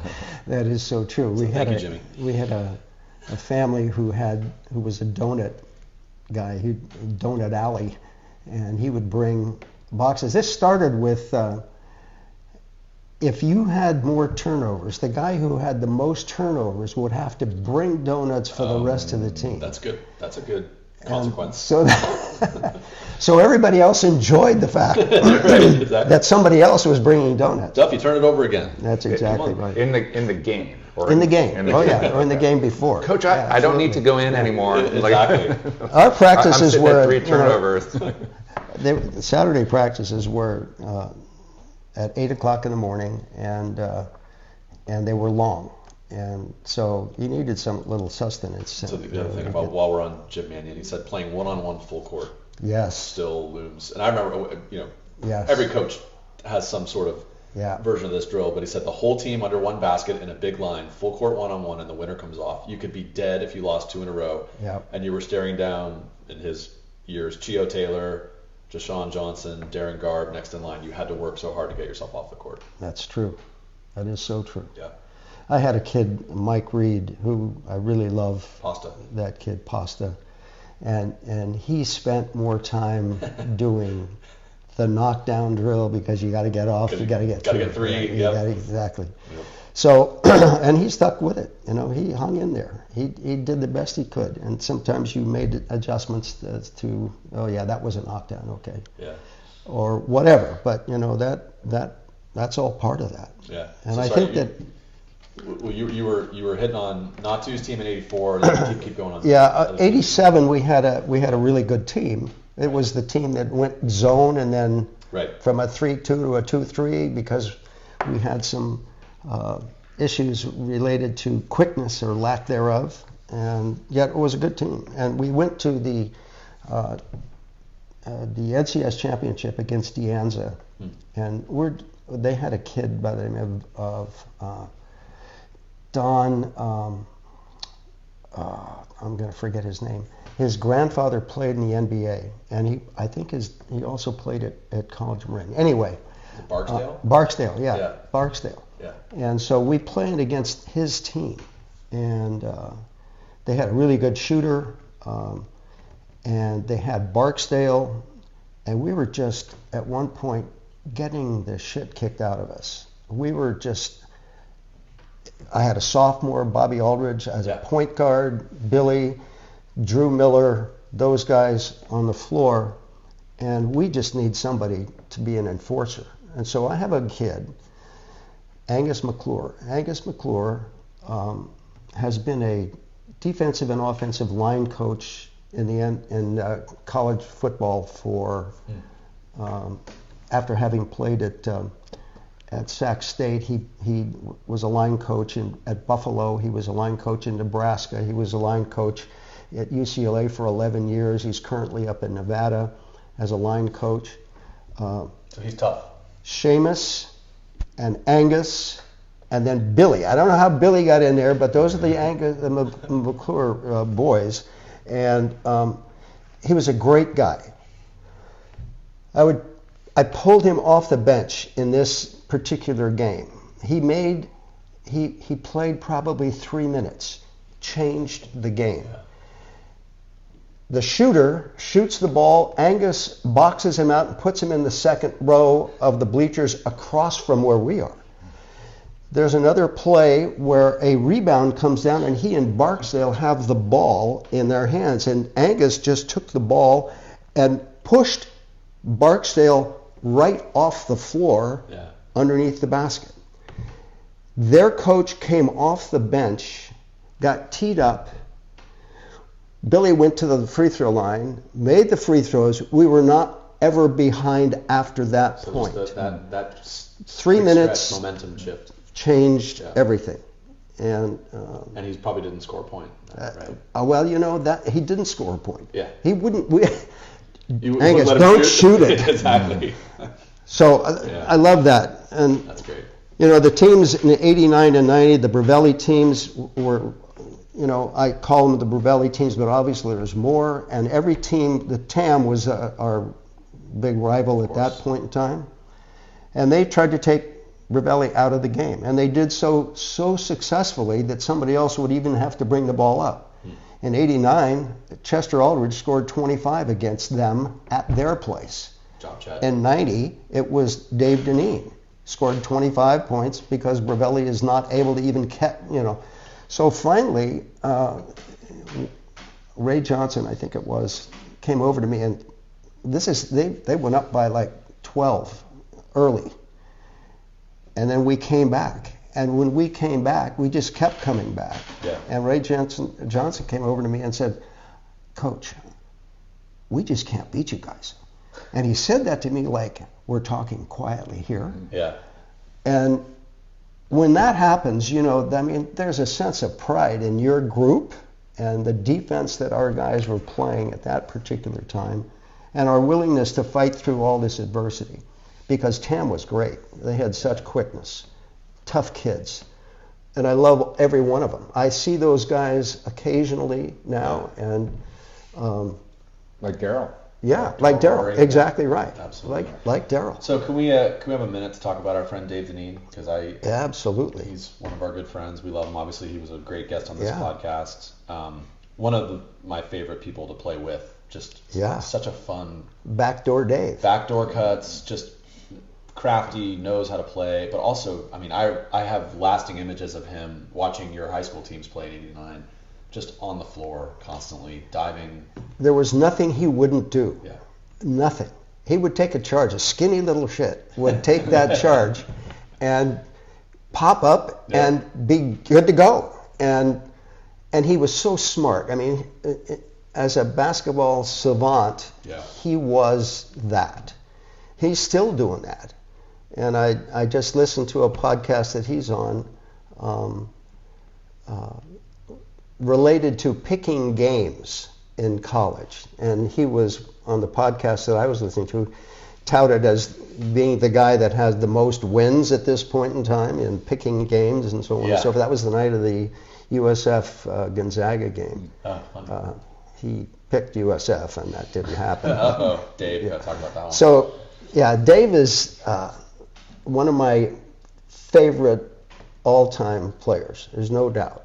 No doubt. Long before this podcast started, I would just randomly get a text or an email from Dave Dineen with, "Hey, what's your address?" And I was, okay. Here's my address. And then VCR tapes would show up. Yeah. Or a CD. Right. Of, Drake Summer League highlights, 1997. Like, why do you have this stuff? He is just the ultimate basketball nerd historian, and we connect on that level. And I think that I said this to you before, but I really thought that this is what he would be doing at some point in time. I think he's our number one fan. I'm happy to hear that. I'm really glad that you guys are doing this, because there's so many of these stories out there that need to be told. Our 17 loyal listeners love it. But anyway, Duff, we will have Dave send in a submission to go along with this episode, right? Oh. And we will label him a basketball paraphernalia hoarder. He's a basketball hoarder. He is a hoarder.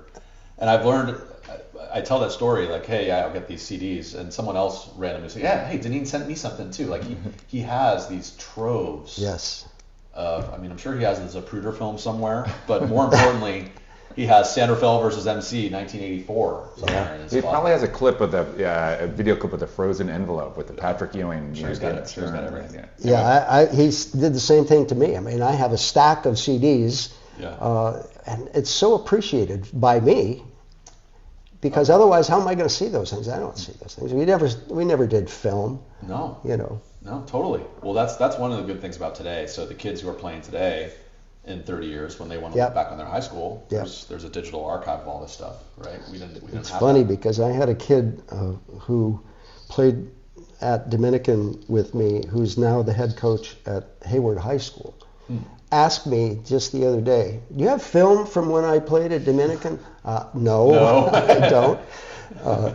When I got fired, they wouldn't let me take anything with me. So it was like one of those weird things. Being fired is a really interesting experience, and not one that I would recommend necessarily. But you know, it's like Deneen told me when he heard. He says, well, there are two types of basketball coaches, those that have been fired and those that are about to be fired. And he's absolutely true. It's so true. I mean, it's a pretty thankless It's job. just the way it is. Yeah. You know? Okay, so moving on, you hit your 89 team. So 89 and 90 teams, those great teams, you know, with the Roger Sweeneys of the world, the Bravellis, Deneen, Andy Captras, Derek Bird was in that group. Yeah. We lost games in the NorCal that to this day are things that really bother you or whatever, but you remember. But I never thought that those guys were anything less than championship kids. They've all done good things since that time. I just want, there's two pieces of paper as well as like a tablet in front of Coach, and I believe you have the records of all of your teams that you coached. Is that right? I do, but I have two years that I don't have. I don't have 1980 and 81, 82, 80, 81, and 81, 82, Right. and I don't Deneen, have the. Pete Johnson, anyone else who's out there, Johnny Kearns, get on it. Send Brett his record. I Is that have. the boycott the Olympics year? It's interesting. Because I have the league stuff, but I don't have the overall for those 2 years. So I can tell you how many league wins I had at San Rafael and Branson and. Brett, I have a weird confession. As I said, I went to your games when I was a kid. Yeah. That 89-90 year, I think. Did you guys play Mitty? Yep. And Leon Clinton? Was he Yep. there? Okay, I remember him. And Bravelli recruited. That's what I remember. So I remember going, my dad and I went to, you guys played, Roy Modkins was another guy that you guys played against? Exactly. I remember seeing that, wow, Wheatland. man, this guy's really good. 3 months later, he's playing for USF. Yep. I'm like, oh, I guess Jim Bravelli Yep. had the same idea that That's we exactly did. right. Yeah, because he Yeah. lit it up against you guys. Next Yeah. thing you know, he's got a scholarship to play at USF. That's right. Yeah. He played at Wheatland, I think it was. Wheatland, yes. And Clinton was at Mitty. Mitty, yeah. And in that particular game, we had the ball right at the end, and Bravelli's got it in his hands, and he goes to shoot it, I think. He says he got fouled. Okay.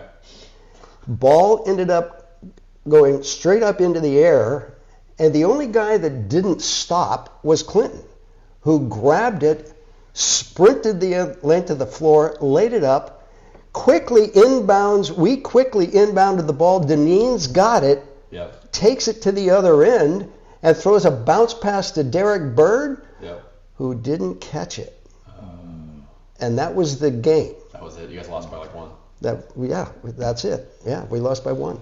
And it happened so fast. And you remember this. I do.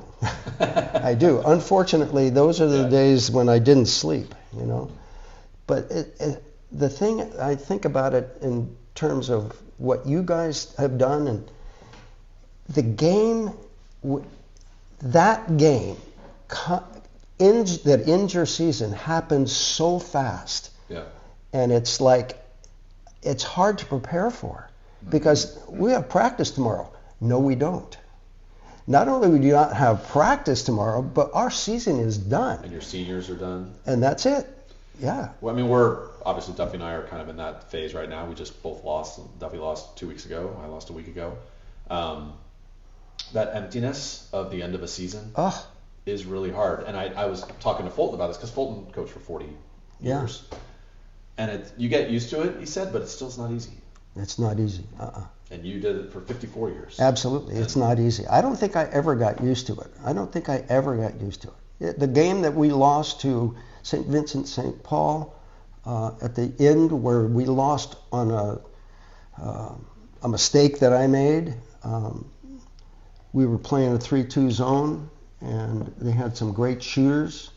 And then I went man in one possession. It happened to be the last possession.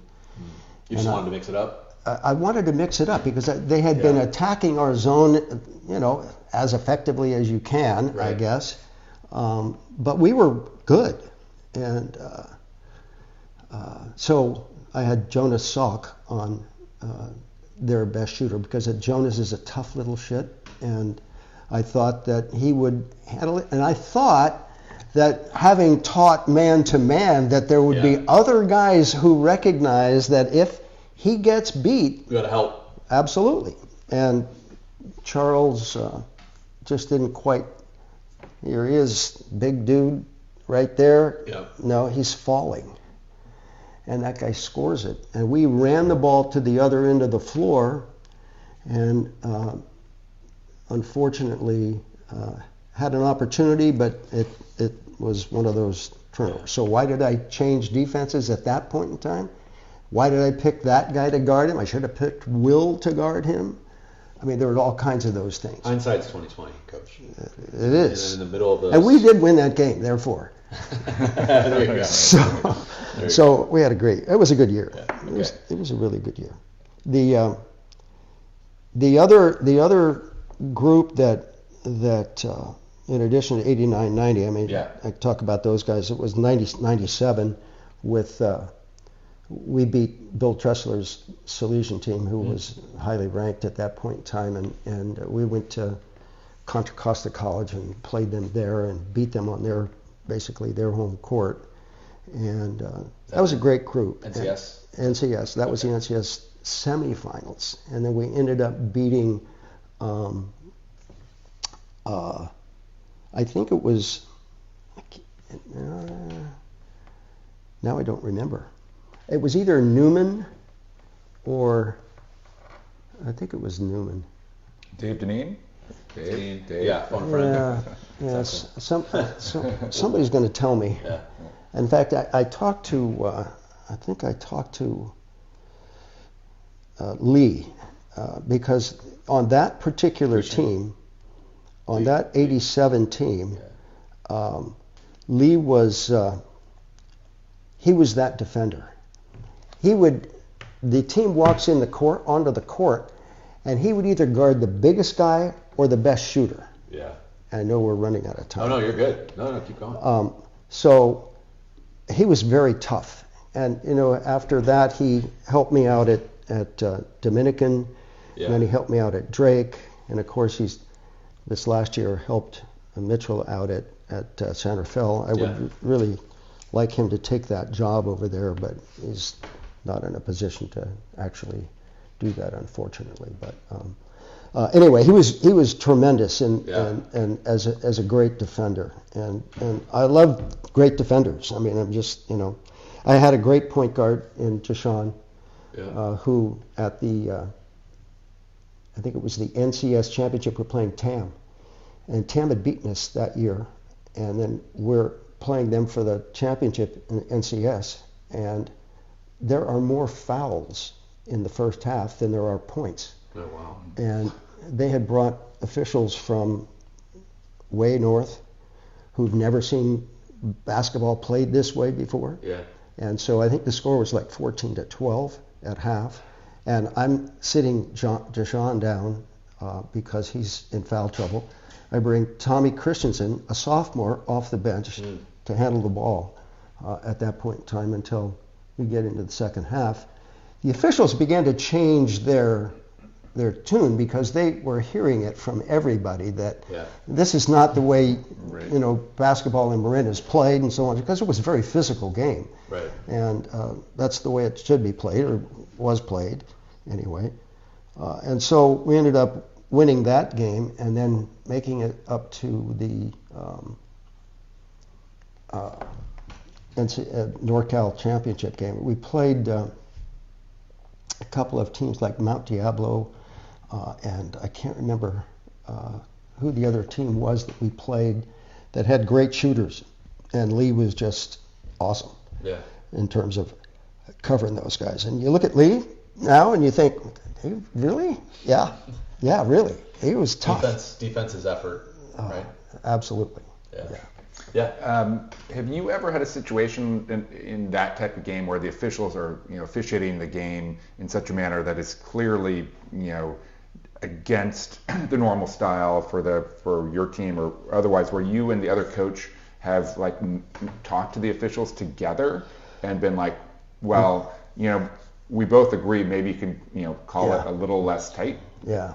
Have you ever done that? I've never done that. But. I've never done that. But I think what happens is that if you talk to an official like that, it happened to be once Branson, Henry Feinberg, in his junior year, maybe his sophomore year, hits a big shot. But anyway, during the course of the game, there's one female official.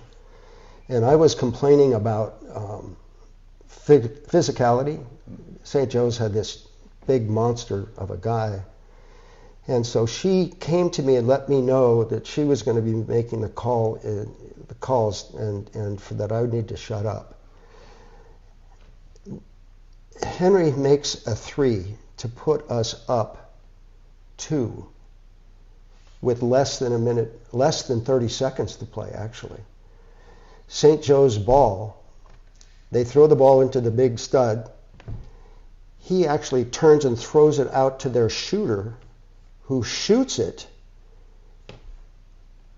misses. The ball hits the front of the rim and bounces back toward him. One of their guys is kind of on the ground, picks it up and throws it. He misses. We are celebrating. We just beat St. Joe's in the NCS. The female official, who didn't like me to begin with, came out of the crowd and called a foul on John Broderick with .2 on the clock. Oh, no. When we left that loose night. Ball foul? Pardon me? Was it a shooting foul or a loose ball foul? Well, it was a shooting foul because he was throwing the ball from deep.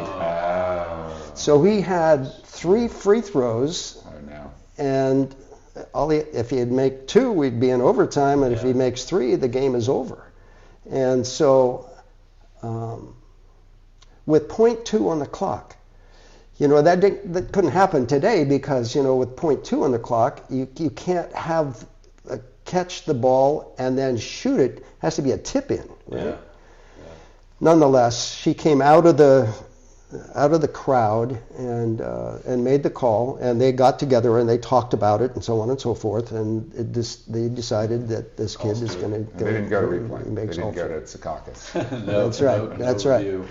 So yeah. So that was a real bummer. I felt so bad for those kids. Wow. Nonetheless, their fans were telling us as we left that we got screwed, and so on and so forth. Whatever. It happens.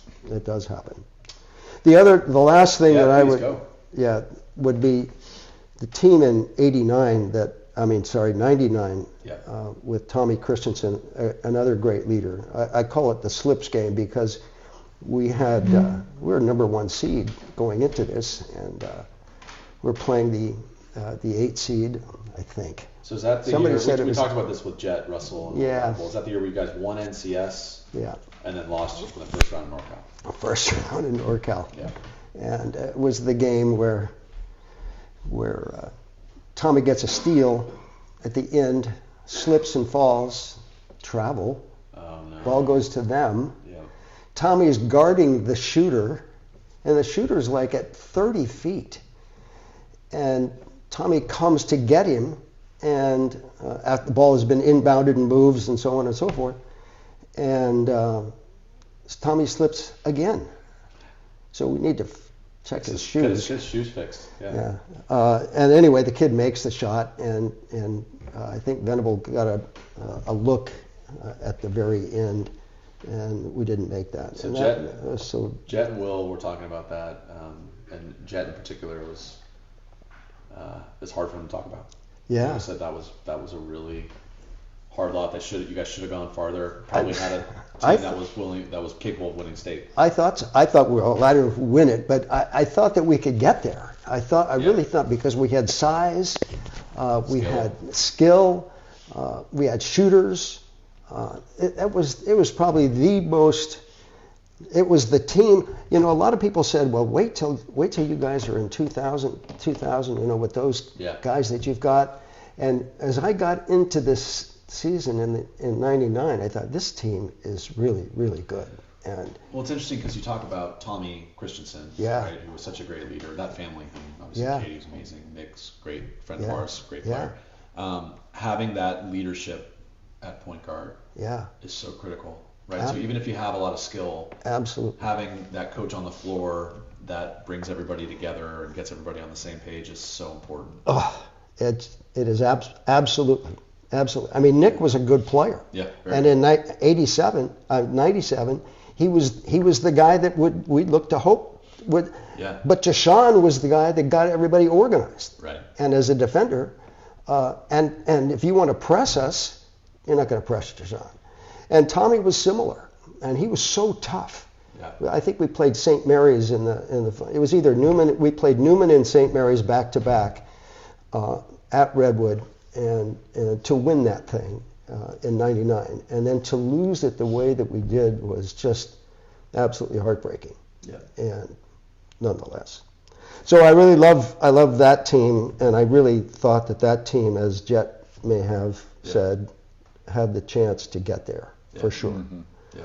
The Branson teams that I had, I really liked. We won 3 championships in 5 years, and great kids. Josh Gray, another point guard who was just, he's at Santa Clara still, doing all kinds of good stuff there in the athletic department and all that kind of thing.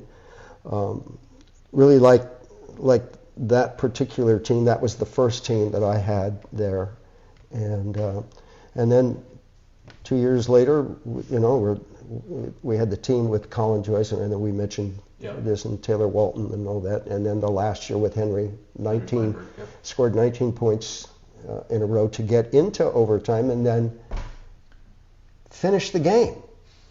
19 consecutive points. Yes, yeah. Have you ever done that, Dave? Over a 7-year period. That was truly amazing, especially because they had a Chavez on their team who was the player of the year, and that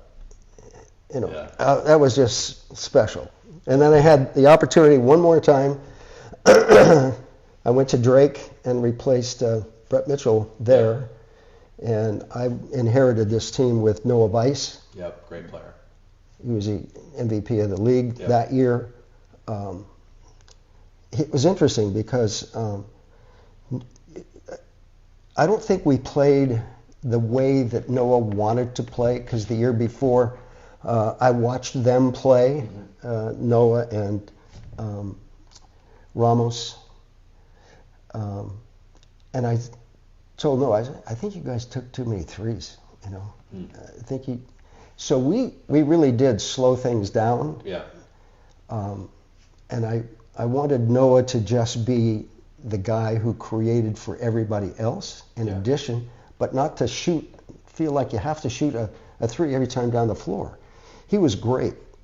And Danny Rowland was good for us. Gabe Leary was great. Ian Casey was the Lee Cretion of that particular team.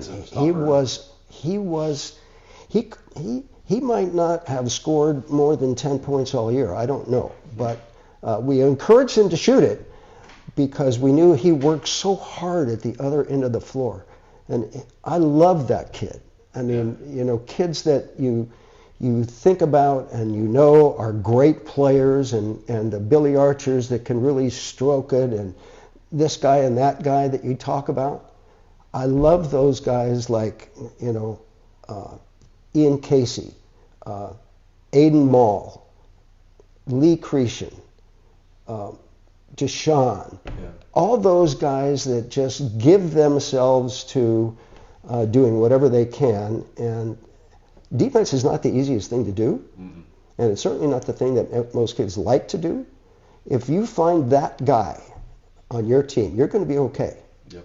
And that's my whole time coaching. I was looking for that guy, or I was trying to create that guy or build that guy or encourage that guy, because I think those guys are the guys that really make your team special. Well, speaking of defense, Brett, Duffy, why don't we plug Coach Tovani's book. Yeah. So we found out about this just recently from Johnny Kearns. Thank you, Johnny. And this is a book. It's 8.5 by 11, and it's got a lot of really nice photos that demonstrate technique in it, including modeling from Will Venable and others. It's called Defending the Middle Half, An Approach to Defensive Basketball by Bret Tovani, published in 2004 by Author House. So we maybe just want to talk about what motivated you to do the book, and then I want to have you explain, if you don't mind, the X maneuver, which I have never been taught or taught to anyone. And the X maneuver has to do with how you go from fronting in the post from one side and get to the other side if the ball gets swung around. Yeah. So we basically would try and 3/4 the post from the ball side. So if the ball is on top, your back is to the ball, your chest is to the man that you're guarding on the post. So you got the high hand, and you've got the elbow, the forearm. Bar, You're trying to maintain position. Now, if the ball swings from the top to the wing, below the free throw line, then what you're going to do is you're going to take let's say the ball is on the right side of the floor as you're attacking. My left foot is back, my right foot is up. Right. So in order to do the X move, you take your left foot and you sweep through In front of the player. And then what was the front foot, now you're going to exit. That means you're going to drop that foot so that now you are... I can visualize. But it all happens in front of the offensive player. Yeah, right. Yes. Yeah, the only thing that would happen is that, you have smart post players, so they can prevent that if they simply step, and now you can't get that back foot through. You get stuck on the high side. That's right. Yeah. Just a little tripping. So then Tom Poser, this wouldn't work against Poser. Well, that's right. So you have to teach also how to skip around. Yeah. So you skip behind. But that was a move that we spent time talking about and practicing, and because it's all part of the footwork thing that is so important, and I had post players that I wanted to be able to not allow that guy to do that, so we'd work on that, and that's great. So that was good. So writing the book, how did you come up with the idea to write this book? Like I say, I thought I was going to have a job at College of Marin, and I had retired, and I'm friends with Jim Brevelli, and he's now at College of Marin, and there was some talk about, he wasn't enamored of the coach that happened to be at College of Marin at the time, so his idea was that, when he leaves, maybe you can come in and you can do that. And I thought, well, that's great. So I went and watched College of Marin play and so on and so forth, and it became clear that because of his position, he was a tenured teacher at the JC level, you can't remove him. Right. He's got that job for as long as he wants, unless he, beats somebody up or something bad, and he's not going to do that. Yeah. So that's when I had started writing what turned out to be a book, because I wanted players to understand where I was coming from in terms of how I wanted us to play defensively, especially. Yeah. And and it just became, I wrote this in Word. You don't write this stuff in Word, because all the diagrams and all that kind of diagrams thing, I didn't know how to do that stuff. Yeah, so how did you do it? I didn't know how to do it, and I just kind of found my way through it. It took me a while to obviously do. I mean, I used little feet to show spots on the floor. Guys works. It's quite detailed. I mean, you got these diagrams here on page 93. One diagram has, a wing offensive cutter, a couple passers. You got some feet in there. You got the ball icon. Yeah, it's. It was a learning experience for me, is just in terms of how to do that part. Yeah. I don't think I would do that again, but that's too hard. And all these other things that I'm writing currently, I don't know that they would include a lot of the diagrams that I have there, but I was proud of the fact that I was able to do it at the end of it all. I'm just sort of a basketball junkie to some degree, and all the writing that I've done is related to basketball one way or another. And that's great. Well, 54 years of coaching. Yep. And yet you still remember specific plays from 30 years ago. Yep. So I think that's a good example of your basketball junkie tendencies. We all have them. That's why we're doing this. We're sick. All right, Bret. We've reached crunch time. Yep. Ready? Sure. You're not going to like this one. No, I know. Well, you might not like it because I might have to take a lot longer than you'd like me to take. I got all the time in the world. All-time San Rafael High School starting five. Yeah, that is so difficult because the Chris Brown kid that I love that couldn't play, right?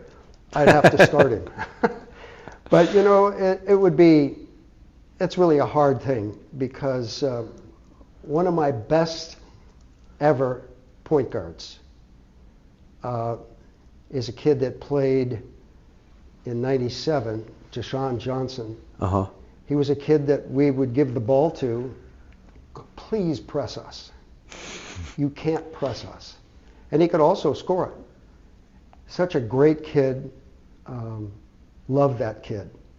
And he would be another one of the tiny point guards that I had, like Kevin Gallivan, Tommy Christensen, tough little son of a gun.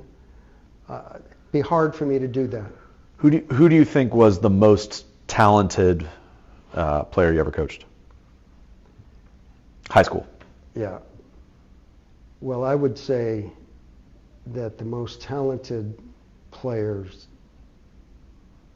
because I can't name just one, would have to be Venable. It would have to be Dustin Brown. It would have to be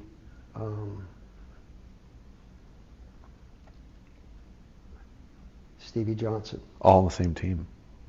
Yes. And I didn't win the frigging North Coast section. that's what I'm getting at, Brett. Yeah. Okay. So, toughest coach you ever faced, and let me preface this by telling you that when I asked Mike Saya this question, his answer was Bret Tovani. Yeah. I just listened to his thing, so I think he was paying me to say him. Yeah, don't fall into that trap. I will say this, that it goes back to that period of time during which we had, I thought, really good coaches in the MCAL. My best friend at the time, who had passed away since, was Paul Faribuff. And I would say to you that there would be nobody in this league that would love to play against Paul's teams. Mike, I know Mike Fulton would be on his side for sure. So Fulton and I were just talking about this recently. I told him, hey, I'm interviewing Bret. He said, ask Bret about the Pirate Camp pickup games where you and Faribuff would play against each other. We would. It was a battle. Yeah. Because neither one of us wanted to give up. Faribuff was a great coach. He coached me at Lapham Camp. He was tough. He was a great coach and tough, and especially tough in a really good way. Yeah. This is the way it's going to be done, and this is the way you will do it. Otherwise, you won't be here. He was a SOB, and I loved that kid. I loved that guy. Non-negotiables. Would you guard each other one-on-one when you played? Oh, of course. Yeah. Absolutely. Yeah, Fulton said it was legendary. Yeah. Okay, Bret, greatest... I teed him up, though, when I was reffing. I teed him up. As well you should have. Greatest team in MCAL history? Well, if state champions mean anything, the Drake team in '82 was a great team. It's a great team. And you coached against them. And I coached against them frequently. And unfortunately, we didn't find a way of beating Drake for some time, And yeah. How about toughest, I don't know, 2 or 3 players you ever coached against in high school? Well, Walt Gillespie would be Okay. one. Drake. Walt was The an 70s. amazing player, I thought I'd beaten him on more than one occasion, Yeah. and all of a sudden I didn't. It turned out that John Soares missed a couple of free throws that would have put him in a position where we could have beaten him, and no, didn't happen. But he was great. Ken Cooney was a great player. Yep. Played at Novato. Let's see. Obviously, Chris Fulton, Yeah. Mike, Jimmy, all from Drake. Bucky was not really the Bucky that is After Bucky. high school is when he That's got right. yeah. Bucky was unbelievable. Right. EJ was awesome. Eddie Joe. Yep. Yeah, Chavez. he was tremendous. I don't know how we beat him. We beat him in '74 because they had won the whole thing in '73. Yeah. Let's see, who else? You know who I really liked that was Hovler. I liked Justin, Yeah. and I liked Charlie. You guys drove me crazy. Which Yeah. one do you like better? Oh, I love Justin. It's a good answer because we're good friends with Charles. No, we're friends with Justin too. But We had dinner with Charles last we night. had John Charles. Yeah, we played in the same adult league No, team. well, the actually- Hovlers were amazing athletes. Yeah, yeah, Well, Gene Barnes was on that. That Branson team with Justin, with Gene Barnes, was a really good team. yeah. That was a good team. And we had obviously had difficulty with those guys for sure. Yeah. I take it back. I did like Charlie because You're welcome, Charles. in that year, the deal was that you guys had run this stuff and never shoot the ball. Yeah, story of my had life, a- Brett. Yeah. And it just, in fact, I was with Sandal at this point in time.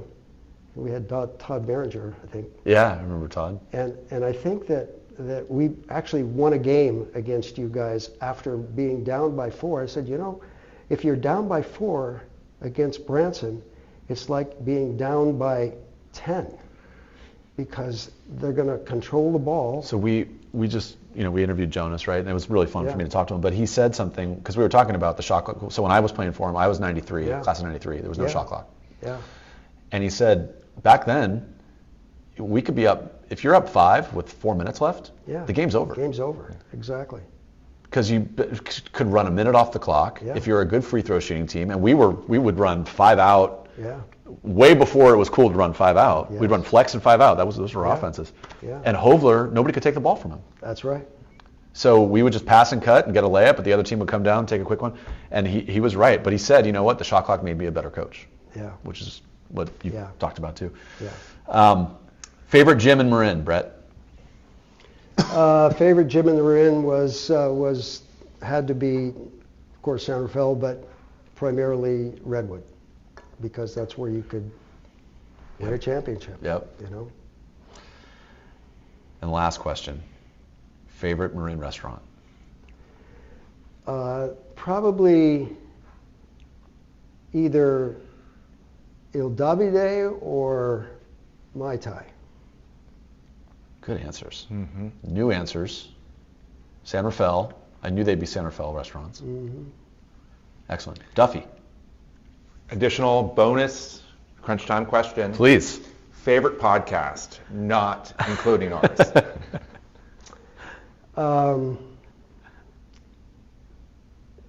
I can tell you, Slapping Glass. Slopping Glass. It's a great one. Yeah, great one. Yeah. I listen to it all the time. Basketball. Yeah. Listeners, listen to this one first, but then check out Slapping Glass. Yeah, no, I'd say that your podcast has done a great service for Marin County basketball, for sure. Well, Brett, it's been so fun talking to you. Thank you for the time. Thanks for everything you've done for Marin basketball. I mean it when I say you were a hero to me when I was a kid going to your games. I loved watching your San Rafael teams play. I loved the warm-up. I loved how hard you guys played. It was an inspiration to me. And here I am, many years later, a basketball nerd, and it's your fault. Burke's on his feet. He looks up and gives me a grin and says, "Hey dude, you too must be from Marin."